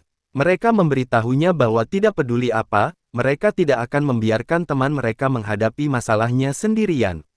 Sementara Kroja terkejut, Ornis juga keluar dan dengan diam mengatakan dia tidak keberatan mencari Olivia di samping. Kroja menggoda dia tentang ketidakkacuhannya sebelumnya, jadi dia marah dan menyuruhnya untuk diam. Bersama-sama, mereka semua pergi ke Dungeon Labirin. Saat mereka tiba, Yorha memberitahu Alex bahwa labirin penuh dengan perangkap teleportasi. Tiba-tiba, Marbel muncul dari mana saja dan memperingatkan Alex dia bisa tersesat dan mengaitkan lengannya dengan miliknya. Tentu saja, Yorha tersinggung, jadi Marbel mengatakan dia hanya bercanda. Kemudian, dia menjelaskan bahwa dia juga datang untuk menyelamatkan Olivia setelah mendengar dia menyelinap keluar, tetapi sudah terlambat. Dia juga mengungkapkan bahwa Liok memintanya untuk menjelajahi labirin dengan mereka, jadi Ornis menyadari dia bertindak sebagai pengganti Olivia. Marbel mengangguk, dengan bangga mengatakan bahwa dia juga adalah seorang pendekar pedang peringkat S. Kemudian, dia mulai menggoda Alex lagi, jadi Yorha mendorongnya pergi. Dia mengklaim tim mereka tidak membutuhkan bantuan siapapun karena mereka sudah memiliki sinergi yang baik satu sama lain. Yorha juga menunjuk bahwa Nameles hanya sebuah kelompok yang disatukan oleh individu acak, tetapi mereka tidak bisa melakukan itu untuk lasting period. Ini membingungkan Alex, jadi Ornis menjelaskan bahwa Nameles adalah sebuah kelompok secara nama, tetapi para anggota sebenarnya tidak peduli satu sama lain. Itulah sebabnya mereka hanya berkumpul ketika mereka menjelajahi sebuah Dungeon, sementara tinggal jauh untuk sisa waktu. Marbel setuju, berpikir bahwa Olivia cocok dengan deskripsi dingin seorang anggota Nameles. Namun, dia berpikir bahwa Olivia adalah gadis yang baik dalam kenyataan, mengingat waktu ketika dia melakukan latihannya. Marbel bertanya kepada Olivia apakah dia ingin berteman, tetapi dia mengatakan dia hanya suka menjelajahi Dungeon. Kemudian, Marbel berpikir tentang berpasangan dengannya untuk sebuah Dungeon, dan Olivia benar-benar muncul untuk menjelajahinya dengannya keesokan harinya. Sementara Alex dan Yorha merasa buruk untuk Olivia, Marbel meminta untuk datang dengan mereka lagi. Yorha masih menolak dan menyuruhnya untuk memberitahu Master Guild bahwa mereka menuju ke dalam labirin. Dia akhirnya setuju untuk pergi, tetapi memberitahu kelompok bahwa Olivia sedang dalam banyak kesakitan sekarang. Setelah meminta mereka untuk membantu Olivia, Marbel meninggalkan Dungeon, sementara Ornis memberi Alex senjata rahasia. Dia memperingatkannya untuk tidak mematahkan senjata itu. Begitu mereka memasuki Dungeon, Raja mulai menyiapkan lingkaran teleportasi, yang membuat Ornis tidak sabar. Yorha menyuruhnya untuk membiarkannya selesai, sejak Surles akan memungkinkan mereka untuk berteleportasi kembali ke pintu masuk jika mereka pernah tersesat di Dungeon. Kemudian, Ornis tiba-tiba mulai menggoda Kreja karena begitu tenang, mengingatkannya tentang bagaimana dia menangis kembali di guild. Marah, dia menendang si bodoh langsung di wajah, yang mengirimnya terbang beberapa meter. Saat Ornis mendarat di tanah, itu mengaktifkan perangkap teleport, jadi Alex mencoba meraihnya. Namun, dia juga menginjak perangkap, jadi kedua anak laki-laki segera langsung dipindahkan ke lantai lain. Saat Alex membuka matanya, dia dikelilingi oleh sekumpulan monster. Bereaksi cepat, dia mulai membersihkannya dengan petirnya, tetapi monster terus bermunculan. Tiba-tiba, Kreja muncul dan mengambil monster, mengatakan bahwa senjata rahasia mereka adalah bantuan besar. Alex melihat cincin Mobius, jadi Kreja memberitahunya itu membatasi seberapa jauh pemakainya dapat pergi dari satu sama lain. Dia merasa lega karena dia tidak bisa dipisahkan dari Kreja dengan cincin ini, tetapi merasa khawatir untuk Yorha. Kreja mulai menggoda dia karena begitu peduli pada Yorha, dan bertanya apakah dia tidak ingin menjelajahi Dungeon dengannya. Alex menjadi bingung, dan dia akhirnya berhenti dan memberitahunya bahwa Yorha akan baik-baik saja dengan Ornis di sisinya. Kemudian, saat mereka berdua menuju lebih dalam ke Dungeon, Kreja mengeluh bahwa Alex membuatnya dipindahkan ke ruangan yang paling bau. Dalam perjalanan mereka menemui gerombolan monster lain, tetapi Kreja membantu Alex membersihkannya. Dia memujinya karena begitu baik dengan pedang meskipun seorang pemanah, jadi dia menjelaskan dia hanya tidak ingin Ornis memanggilnya beban. Setelah mengalahkan gerombolan monster, mereka mulai bergerak lagi, dan Kreja mengingatkan Alex betapa baiknya dia dengan senjatanya sendiri. Dia mencatat bahwa dia tidak bisa bertarung dengan baik tanpa menggunakan sihir dukungan, dan Alex tertawa sejak rahasianya terbuka. Kreja mengatakan tidak mungkin dia bisa menyembunyikan sihir dukungannya tanpa mencapai level Yorha, tetapi dia pikir tidak mungkin dia bisa menyainginya. Segera, Alex berhenti berlari, yang membingungkan Kreja, melihat pada perban berdarah di dekatnya. Dia pikir mereka semakin dekat ke lokasi Olivia. Sementara itu, Yorha dan Ornis lari dari pasukan monster besar. Yorha bertanya kepada Ornis mengapa dia berpikir membuka pintu acak adalah ide yang baik, jadi dia mengatakan dia hanya suka misteri. Untuk membantu mereka melawan monster, Yorha menciptakan platform bumi raksasa yang memberi mereka tanah yang lebih tinggi. Ornis mengambil kesempatan ini untuk menuju langsung ke monster terbesar, dan Yorha mencatat bahwa dia menggunakan terlalu banyak stamina. Untuk meningkatkan staminanya, dia melemparkan sihir dukungannya, yang memungkinkan Ornis untuk menusuk langsung melalui pasukan raksasa dan memotong kepala pemimpin mereka. Setelah bos mati, sisa monster menjadi ketakutan dan lari. Yorha berdoa adalah Ornis untuk penampilannya yang luar biasa, tetapi dia memberitahunya dia harus memberikan pujian itu kepada Alex. Ornis berpikir bahwa Alex membutuhkan pujian untuk meningkatkan kepercayaan dirinya, tetapi Marbel mungkin memberinya cukup. Tiba-tiba, mereka tersandung pada monster ganas, dipotong terpisah oleh satu pukulan. Yorha menyadari bahwa itu sebenarnya adalah mayat bos lantai, dan bertanya-tanya siapa yang bisa mengalahkannya dengan mudah. Ornis tersenyum, yakin bahwa ini pasti adalah karya Blade Master, Melia. Di bagian lain Dungeon, seorang pria dari Shadow Guild bernama Gloria memuji Melia untuk kekuatannya. Namun, dia berpikir bahwa Melia mengalahkan Olivia adalah prestasi yang jauh lebih besar daripada memotong bos lantai. Melia menjelaskan bahwa dia tahu Olivia, jadi dia bisa dengan mudah memprediksi gerakannya. Gloria mengangguk, memahami alasan mengapa Olivia begitu terkejut setelah melihat Melia. Kemudian dia bertanya-tanya mengapa dia mengkhianatinya meskipun mengenalnya begitu baik. Jadi Melia memberitahunya bahwa dia memiliki alasan sendiri. Dia memberitahu Gloria bahwa minatnya mirip dengan atasan Shadow Guild, tetapi dia memiliki tujuan pribadi. Gloria menjadi penasaran, jadi Melia memberitahunya bahwa dia bosan dengan menjadi begitu kuat. Dengan bergabung dengan Shadow Guild, dia ingin mengalami sesuatu yang akan meningkatkan kekuatannya bahkan lebih. Gloria berpikir bahwa Melia terlalu fokus pada kekuatan, tetapi dia mengabaikan keinginannya yang aneh. Kemudian beberapa bawahannya menginformasikan kepadanya bahwa kelompok lain sedang menjelajahi Dungeon, jadi dia berharap bahwa orang yang dia cari ada di antara mereka. Gloria tertarik dengan individu misterius ini, tetapi dia hanya memerintahkan bawahannya untuk menyelesaikan kelompok dengan cepat. Bersemangat, pria itu meminum pil aneh, siap untuk pergi. Di tempat lain, Kroja dan Alec akhirnya menemukan Olivia duduk di sudut. Dia terkejut mereka di sini dan meminta Kroja untuk menyembuhkannya lagi. Kali ini, Kroja menolak. Mengetahui Olivia hanya akan lari jika dia melakukannya. Kemudian, Olivia meminta Alec untuk menyembuhkannya, tetapi dia menjelaskan dia tidak bisa menggunakan sihir penyembuhan. Dia memberitahu Olivia bahwa Kroja hanya menginginkan yang terbaik untuknya, itulah sebabnya dia bergegas ke Dungeon untuk menyelamatkannya. Namun, Olivia tidak ingin Kroja terluka, jadi dia bangun dan pergi. Saat pergi, dia meminta maaf kepada Kroja karena membiusnya dan tidak bisa membalas kebaikannya.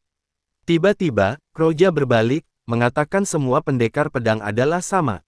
Dia menyuruh Alec untuk menghentikan Olivia dan dengan tegas menyatakan dia tidak akan pergi tanpa tahu mengapa dia terus kembali ke Dungeon. Olivia memberitahunya bahwa dia di sini untuk menyelesaikan dendam pribadi, yang tidak melibatkan Shadow Guild. Kemudian, Alec mengingatkannya bahwa Marbel juga khawatir untuknya, tetapi Olivia menolak untuk mengalah. Dia memberitahu mereka bahwa dia mengunjungi Dungeon untuk menemukan gurunya, yang membunuh ibunya. Saat Alec dan Kroja tidak bisa berkata-kata oleh berita itu, Olivia berjalan menuju lingkaran teleportasi dan memperingatkan mereka untuk tetap di luar jalan. Kroja cepat-cepat mengejarnya, dan mereka semua berakhir berteleportasi bersama ke lantai yang dipenuhi dengan binatang buas raksasa. Itu adalah episode 7. Berlangganan untuk tidak ketinggalan bagian berikutnya dan tonton video berikutnya di layar.